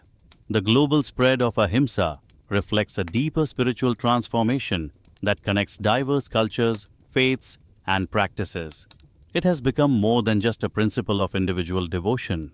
It is now a guiding light for movements striving for peace, equality, and justice worldwide. Ahimsa has woven its way into the very fabric of global spiritual and ethical thought, creating a bridge between ancient Indian wisdom and the challenges of the modern world. As we look forward to the next chapter, we will explore how ahimsa continues to be practiced in contemporary spiritual contexts. The teachings of non-violence, which once found their home in ancient Indian religions, are now part of a global conversation on ethics, spirituality, and social change. We will examine how the principles of ahimsa are being integrated into the practices of individuals and communities today, and how they continue to shape the moral framework of societies around the world. The legacy of ahimsa is not just a historical artifact, it is a living, breathing part of the ongoing spiritual evolution of humanity. As India moved into the modern era, the practice of animal sacrifice within Hinduism began to face increasing scrutiny, both from within the religion and from the broader society. While the ancient traditions of sacrifice had once been seen as integral to spiritual life, the growing influence of non-violence, particularly the teachings of ahimsa and the rise of vegetarianism, introduce new questions about the relevance of these practices in the contemporary world. In some regions of India, animal sacrifice remains a part of religious rituals, reflecting the persistence of traditional beliefs. However, in other parts of the country, there has been a significant shift toward vegetarianism and symbolic offerings, marking a profound cultural and spiritual evolution within Hinduism. In modern Hinduism, the practice of animal sacrifice is a contentious issue, with differing views based on regional, cultural, and religious factors. In rural and more traditional areas, animal sacrifice is still considered a vital and sacred part of religious worship. These rituals, often performed in temples or as part of festivals, are seen as necessary for maintaining cosmic balance and invoking the blessings of the gods. For many who follow these practices, the sacrifice is not just a ritual, it is an expression of devotion, a way of offering something of value to the divine. In these communities, the sacrifice of animals such as goats, chickens, or buffaloes is viewed as a powerful act that connects the devotee with the gods, ensuring prosperity, health, and protection for the family or community. However, in urban centers and among more progressive circles, there has been a marked decline in the practice of animal sacrifice. The rise of ahimsa as a central tenet of Hindu spirituality, bolstered by the influence of figures like Gandhi, has led many Hindus to abandon the practice altogether. Vegetarianism, once a practice associated with asceticism and specific sects, has become increasingly mainstream, with many Hindus now adopting plant-based diets in line with the teachings of non-violence. This shift reflects a growing awareness of the moral and ethical implications of animal sacrifice, as well as a broader cultural change towards compassion and respect for all living beings. The division between traditional and modern views on animal sacrifice is not simply a matter of dietary preference. It reflects deeper philosophical debates within Hinduism. On one hand, there are those who argue that the ancient scriptures, such as the Vedas, clearly prescribe sacrifices as a means of maintaining the cosmic order and ensuring divine favor. These adherents believe that animal sacrifice is a sacred tradition that cannot be easily abandoned, as it is rooted in the ancient dharma that has sustained the spiritual fabric of Hindu society for millennia. They argue that the practice is integral to the continuity of spiritual tradition and that the relevance of sacrifice in today's world should not be dismissed lightly. On the other hand, there are those who contend that the time for such practices has passed. They point to the ethical concerns surrounding the suffering of animals and the growing influence of global movements advocating for animal rights.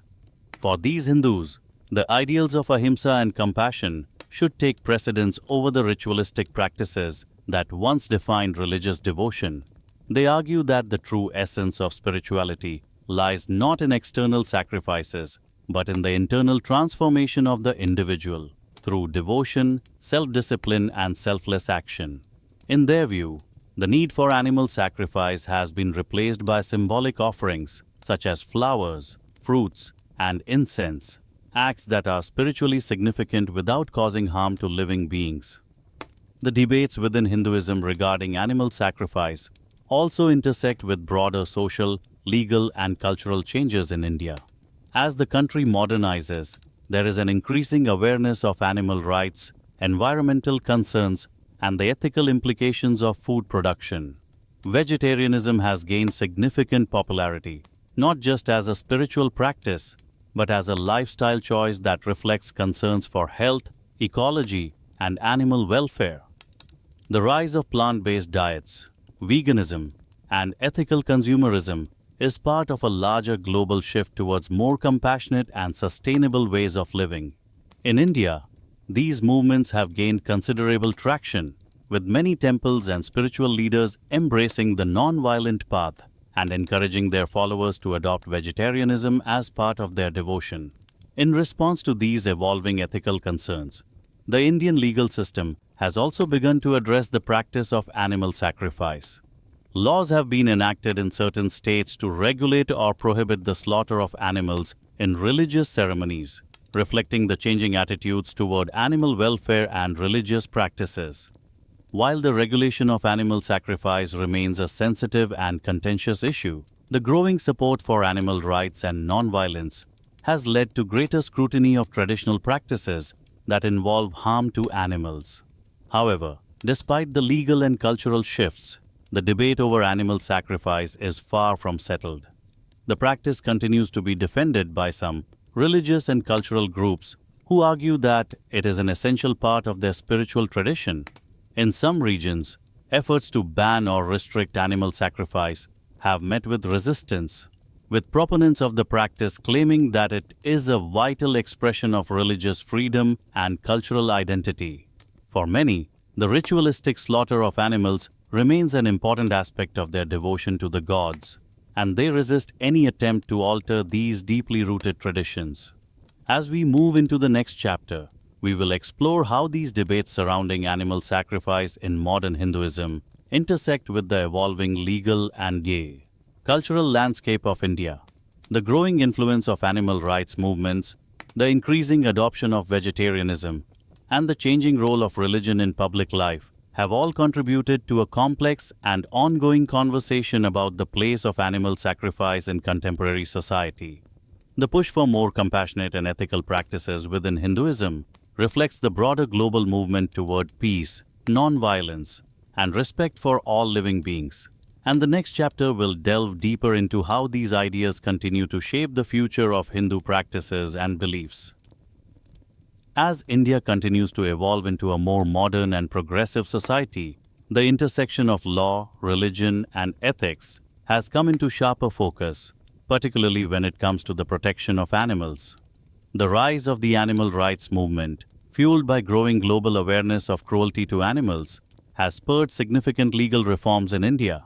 Animal rights advocates, drawing inspiration from the principles of ahimsa and non-violence, have worked tirelessly to push for stronger protections for animals, including the regulation and, in some cases, the banning of animal sacrifices.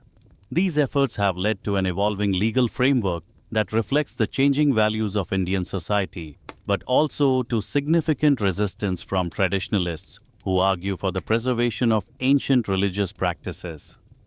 The legal landscape surrounding animal protection in India is complex and multifaceted.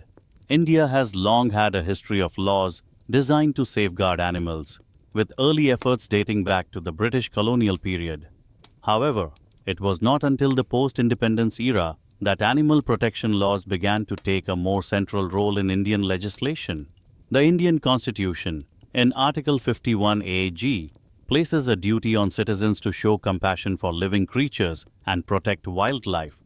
This, in many ways, laid the foundation for animal rights legislation in India, reflecting the influence of ahimsa as a guiding principle in the country's moral and legal framework. The Prevention of Cruelty to Animals Act, passed in 1960, was one of the first comprehensive legal measures to address animal welfare in India. The Act aimed to prevent unnecessary cruelty to animals, regulating their treatment in various industries, including agriculture, transport, and entertainment. This law, however, did not directly address the practice of animal sacrifice, which remained a gray area in the legal landscape. As awareness grew about the ethical implications of animal slaughter in religious rituals, activists began to push for stricter regulations around the practice. In response to these growing concerns, several states in India began to pass their own laws restricting or regulating animal sacrifices. The state of Goa, for example, passed legislation banning animal sacrifice in 2015, citing concerns about animal cruelty and the impact of such practices on public health. Similarly, the state of Kerala has seen significant legal battles over animal sacrifice, with the Kerala High Court ruling in 2018 that animal sacrifices in certain temples should be regulated. These laws reflect the broader societal shift toward compassion for animals, as well as the growing influence of animal rights movements in India. Despite these legal advancements, the push for stronger animal protection laws has faced significant resistance, particularly from traditionalists who view animal sacrifice as an essential part of their religious and cultural heritage. Many Hindu Chudyakam Communities continue to uphold the practice of animal sacrifice, arguing that it is an ancient and sacred tradition that cannot be easily abandoned. For these communities, the ritual of sacrifice is not only a religious duty, but also a means of maintaining a connection to their cultural roots. They see the regulation or banning of sacrifices as an infringement on their religious freedom and a threat to their cultural identity. In many ways, these debates reflect the ongoing tension between modernity and tradition in India. On one side, there is the push for progress, guided by the principles of non-violence and the protection of animal rights, which align with the growing global awareness of animal cruelty. On the other side, there is a strong attachment to tradition, where religious practices and cultural customs are seen as sacred and non-negotiable. The legal battles over animal sacrifice, in this context, become symbolic of the larger struggle between maintaining religious traditions and embracing the moral and ethical shifts that come with modernity. As these debates unfold in the courtroom and in public discourse, the role of religion in shaping Indian law remains central. Hinduism, as one of the dominant religious traditions in the country, has a complex relationship with the law, especially when it comes to practices like animal sacrifice. While many modern Hindus have embraced the ethical teachings of ahimsa and the rise of vegetarianism, others maintain that religious practices, particularly those involving sacrifice, should be protected as part of the nation's cultural and religious heritage. These differing views reflect the diverse ways in which Hinduism is practiced and understood across India. The legal debates surrounding animal sacrifice are not just about animal welfare. They are about the future direction of Hinduism in a rapidly changing world. They highlight the ongoing struggle to balance respect for ancient traditions with the ethical imperatives of a more compassionate modern society.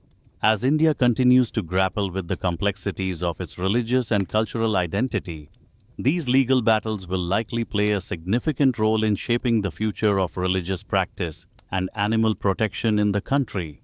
As we move into the next chapter, we will explore how these legal battles and the evolving cultural attitudes toward animal sacrifice reflect the broader tensions within Indian society. The conflict between tradition and modernity and the ongoing debates over the place of religion in public life are not just confined to the issue of animal sacrifice. They extend to other aspects of social and cultural life. This chapter will delve into how the evolving legal and cultural landscape of India is influencing the practice of religion and how it continues to shape the lives of people across the country. The ethical dilemma surrounding animal sacrifice in the modern world is one that evokes deep divisions within society. At its core, the debate is not just about the practice itself, but about the intersection of culture, religion, and morality. For some, animal sacrifice represents an ancient and sacred tradition, an integral part of their spiritual and cultural identity.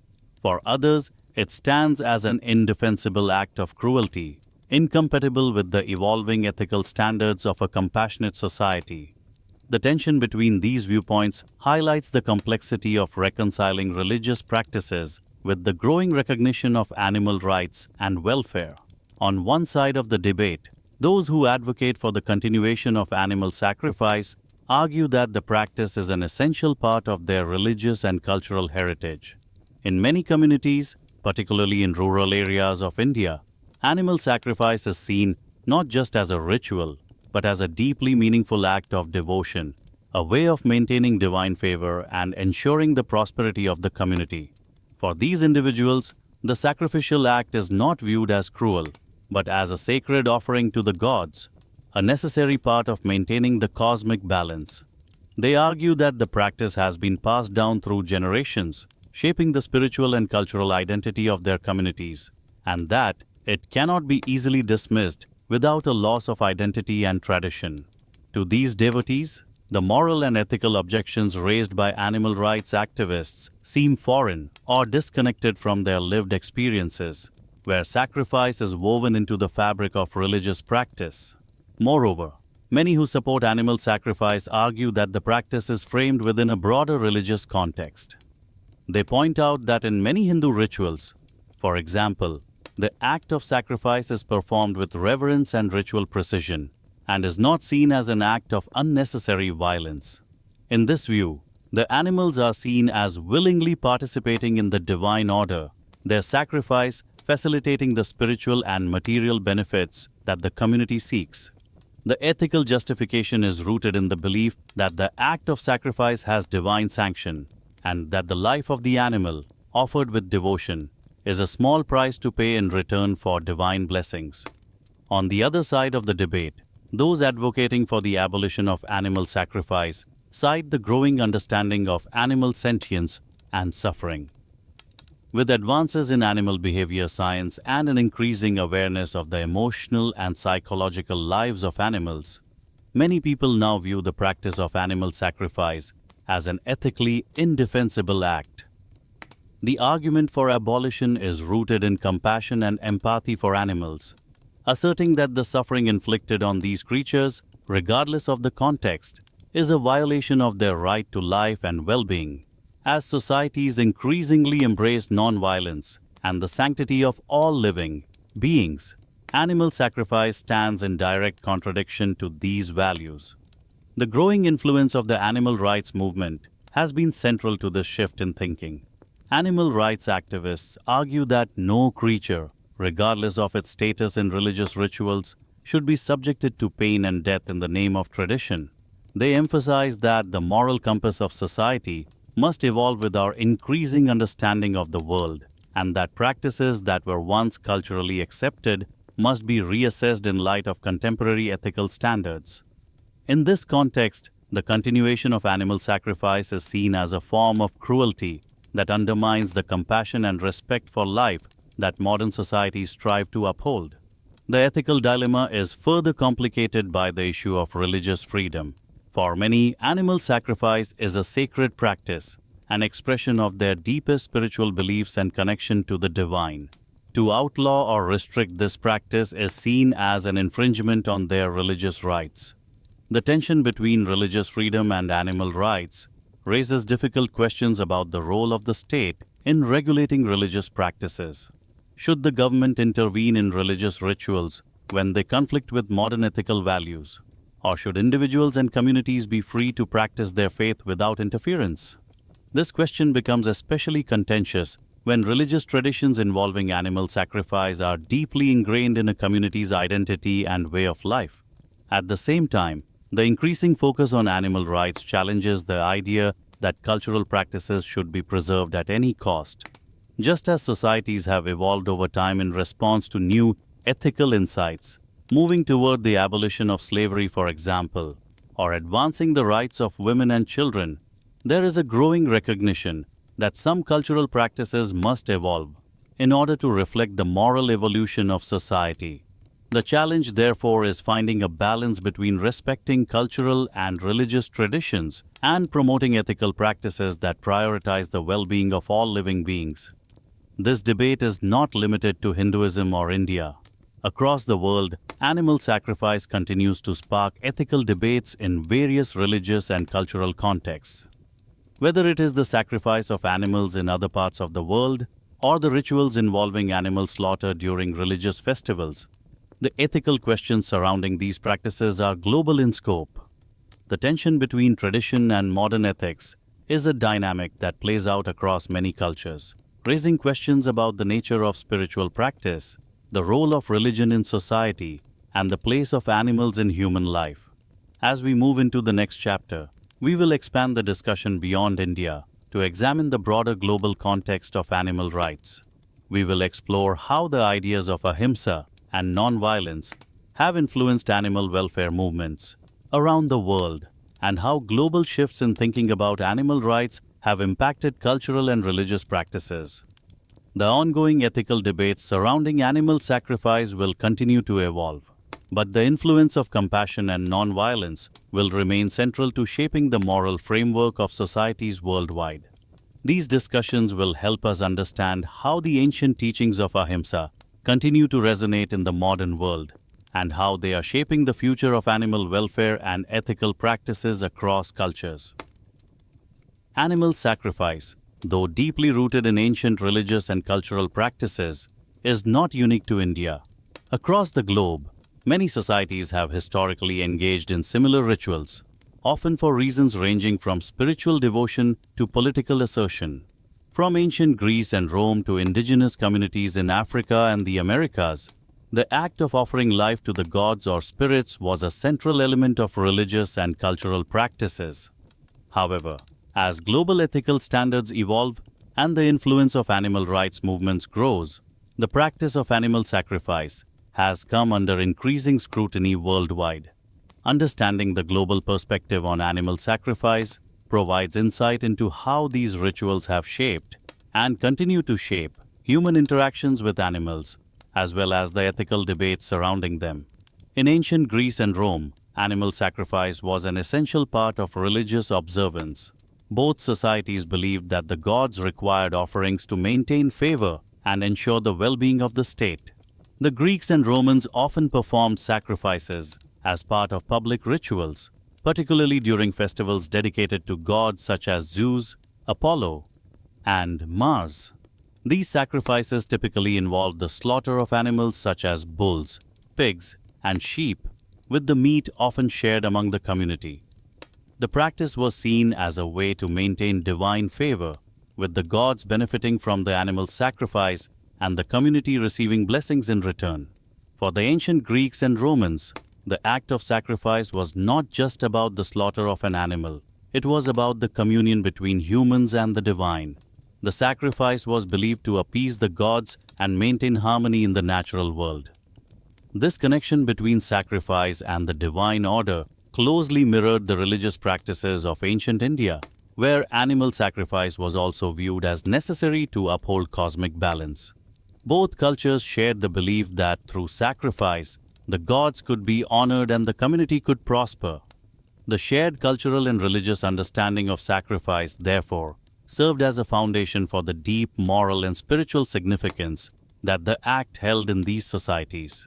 Despite its central role in these ancient practices, animal sacrifice in Greek and Roman cultures began to decline over time.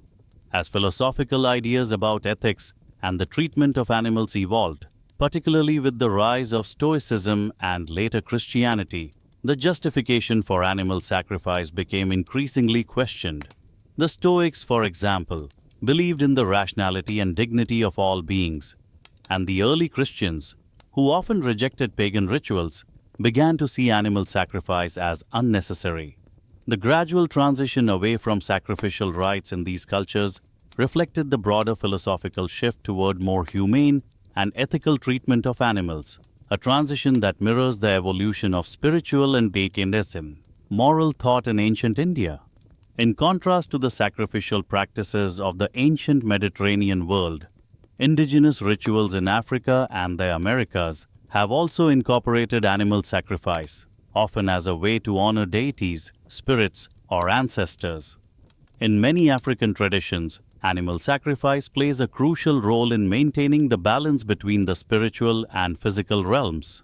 Rituals involving the slaughter of animals such as goats, chickens, or cows are performed to seek guidance, protection, and blessings from spiritual beings. These sacrifices are deeply intertwined with the cultural and spiritual fabric of many African communities, and they often serve as a means of social cohesion and collective identity. Similarly, in pre-Columbian Americas, indigenous groups such as the Aztecs and Mayans practiced ritual sacrifices, often involving animals, to honor their gods and ensure agricultural fertility or success in battle. While these sacrificial practices were rooted in spiritual beliefs, they also had strong social and political functions. In many indigenous cultures, the act of sacrifice was used to reinforce the authority of religious leaders and the political elite. Sacrifice was not just a spiritual offering, it was a means of maintaining control over both the physical and spiritual lives of the community. In this context, the ritual functioned not only to appease the gods, but also to reaffirm the hierarchical structure of society. However, as modern ethical thinking continues to evolve, many of these traditional practices have come under pressure. In Africa and the Americas, the rise of global animal rights movements has led to increased scrutiny of ritual sacrifices. Advocates for animal welfare argue that the ethical implications of such practices, particularly the infliction of pain and death on sentient beings, cannot be justified, even if they are part of cultural or religious tradition.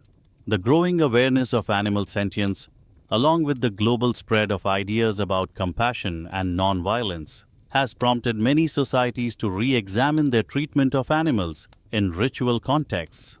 As the modern world becomes more interconnected, these debates about the ethics of animal sacrifice are increasingly framed within the broader global conversation on animal rights. In India, the decline of animal sacrifice reflects the influence of global ethical movements, such as the rise of vegetarianism and animal protection laws, that emphasize non-violence and compassion. Similarly, in other parts of the world, indigenous communities and religious groups are grappling with the tension between preserving traditional practices and responding to modern ethical considerations. The debate over animal sacrifice is no longer confined to any one culture or tradition. It is a global issue that transcends geographical and religious boundaries. As the global community continues to wrestle with these ethical dilemmas, it becomes clear that animal sacrifice is a practice in transition. While it remains a deeply entrenched ritual in many parts of the world, the ethical arguments against it, rooted in the principles of non-violence, empathy, and respect for life, are gaining traction. The future of animal sacrifice, like so many other cultural practices, will be shaped by the tension between tradition and modernity as societies navigate the evolving moral landscape. This global conversation about animal sacrifice serves as a microcosm of the larger philosophical shifts taking place in societies around the world. As we move into the next chapter, we will explore how these debates are influencing contemporary animal rights movements and how the intersection of cultural tradition, ethical responsibility, and legal protections for animals continues to shape the future of these practices worldwide. The ethical legacy of ahimsa and the global spread of its teachings will continue to guide these discussions as the world grapples with how to treat all living beings with respect and compassion. As the world continues to evolve, the ethical treatment of animals has become an issue of global importance, with the fight for animal rights standing at the forefront of many social justice movements.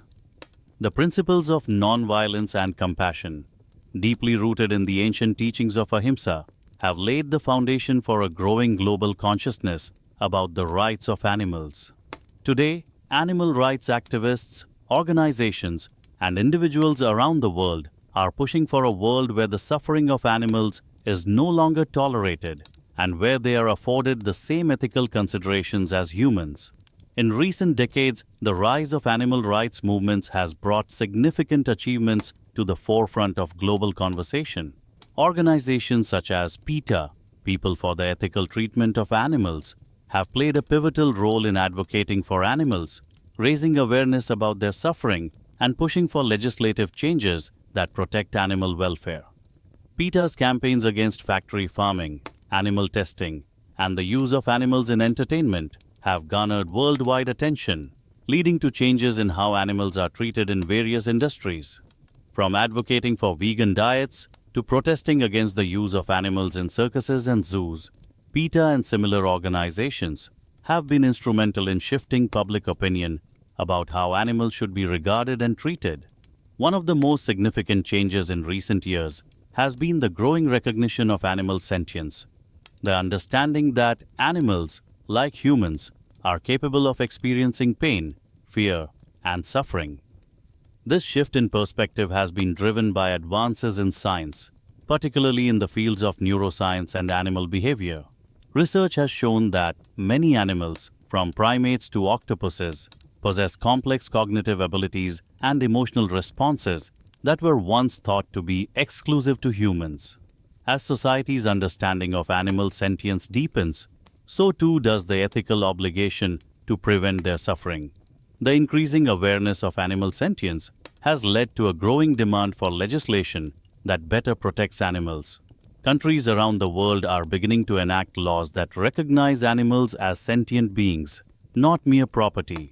In 2019, for example, the United Kingdom passed the Animal Welfare Sentience Bill, which formally recognized animals as sentient beings in the eyes of the law. Similarly, the European Union has long maintained strict regulations regarding animal testing and the treatment of animals in farming, pushing for alternatives to practices that cause harm.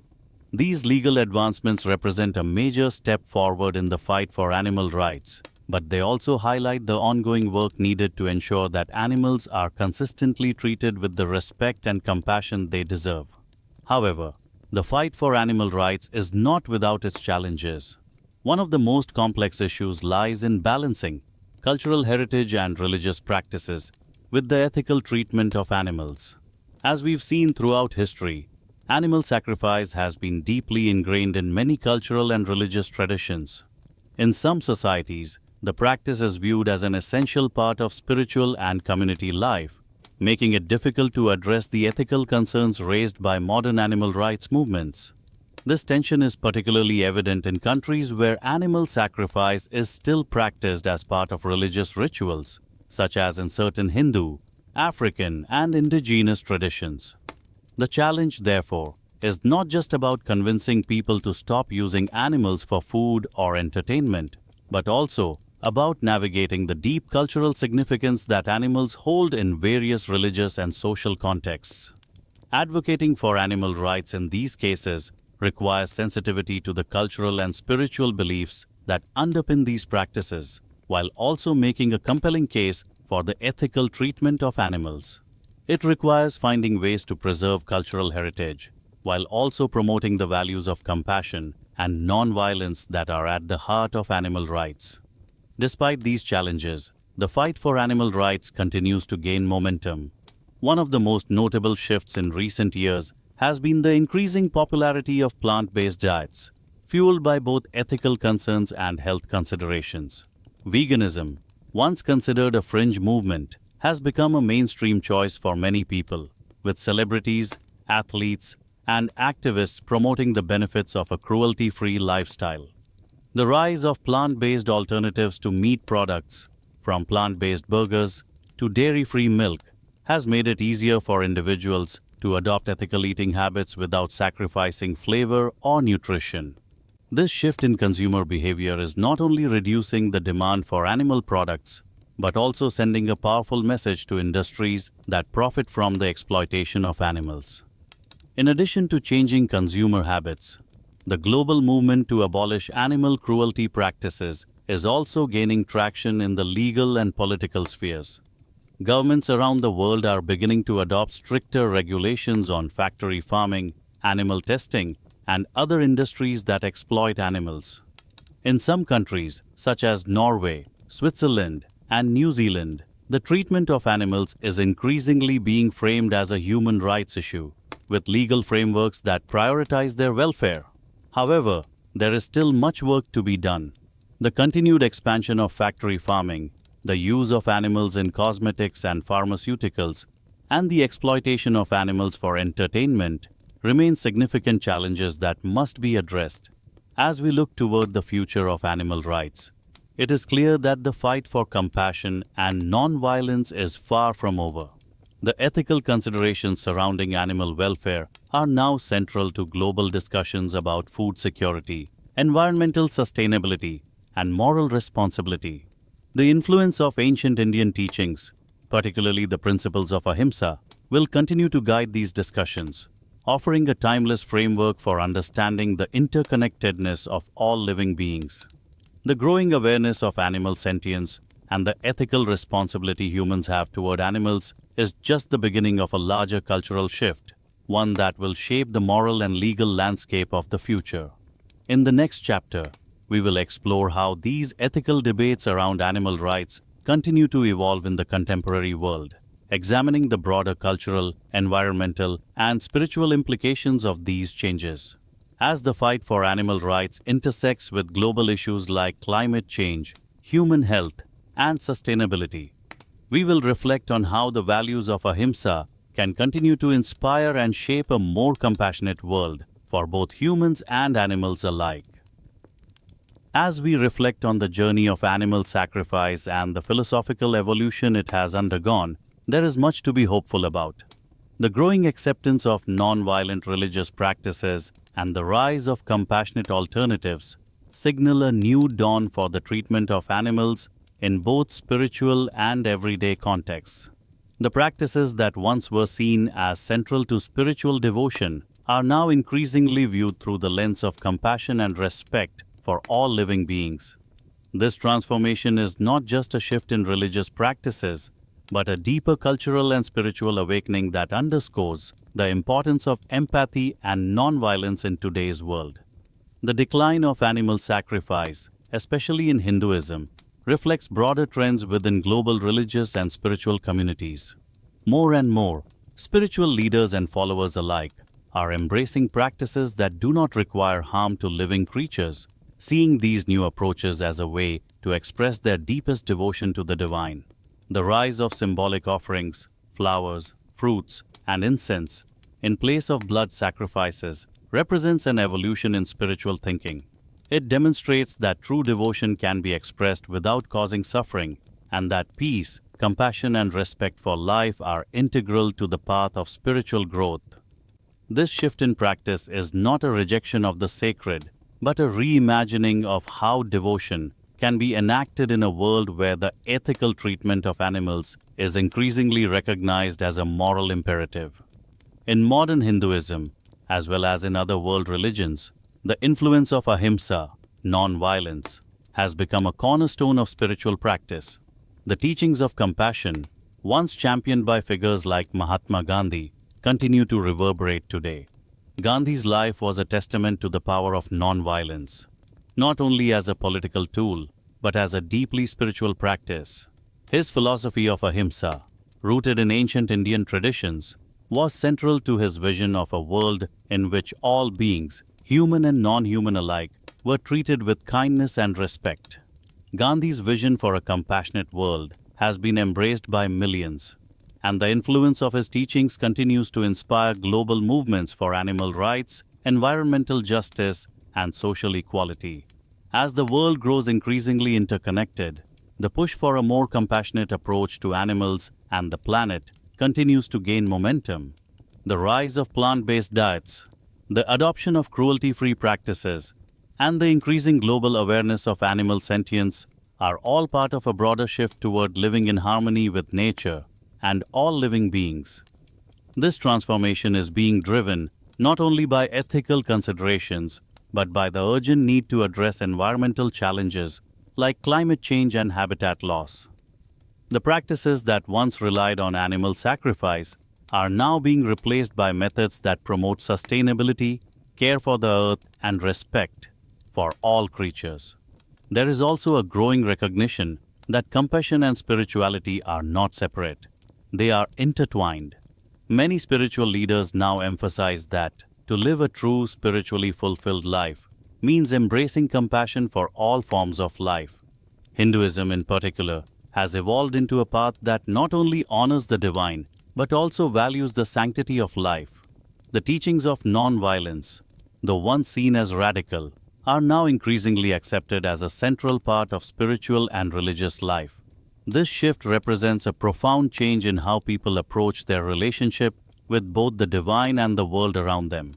The future of animal sacrifice, especially in the context of modern Hinduism and other religions, seems to lie in finding alternatives that respect the sacredness of life without resorting to harm. The continued rise of symbolic offerings is a promising sign that devotion and spirituality can thrive without the need for sacrifice. And as society grows more conscious of the ethical treatment of animals, the hope is that future generations will embrace a world where non-violence, compassion, and empathy are guiding principles, not just in religion, but in all aspects of life. The enduring spiritual legacy of ahimsa holds great promise for a world that increasingly values empathy and care for all living beings. As the principles of non-violence continue to spread, they will inspire future generations to live with greater awareness and responsibility toward animals, the environment, and one another. The rise of non-violent practices within religion is not merely a shift in ritual. It is a cultural revolution that reflects humanity's growing recognition of the interconnectedness of all life. As we close this exploration of the evolving practice of animal sacrifice and the enduring spirit of compassion, we are reminded of the profound impact that a single idea, ahimsa, has had on the world. From ancient Indian philosophies to contemporary animal rights movements, the journey toward a more compassionate world continues. It is a journey that calls upon each of us to recognize the value of all life and to act with kindness, empathy, and respect. The path of ahimsa is one of peace, understanding, and spiritual growth, a path that offers a vision for a future where all beings are treated with the dignity they deserve. In this new dawn, where compassion and nonviolence are guiding principles, we can hope for a future where the suffering of animals is no longer justified in the name of tradition or ritual. A future where the ethical treatment of all living beings is not just a moral choice, but a universal value that transcends borders, religions, and cultures. The story of animal sacrifice, though deeply tied to our past, now serves as a reminder of how far we have come and how much further we can go in building a more compassionate and just world.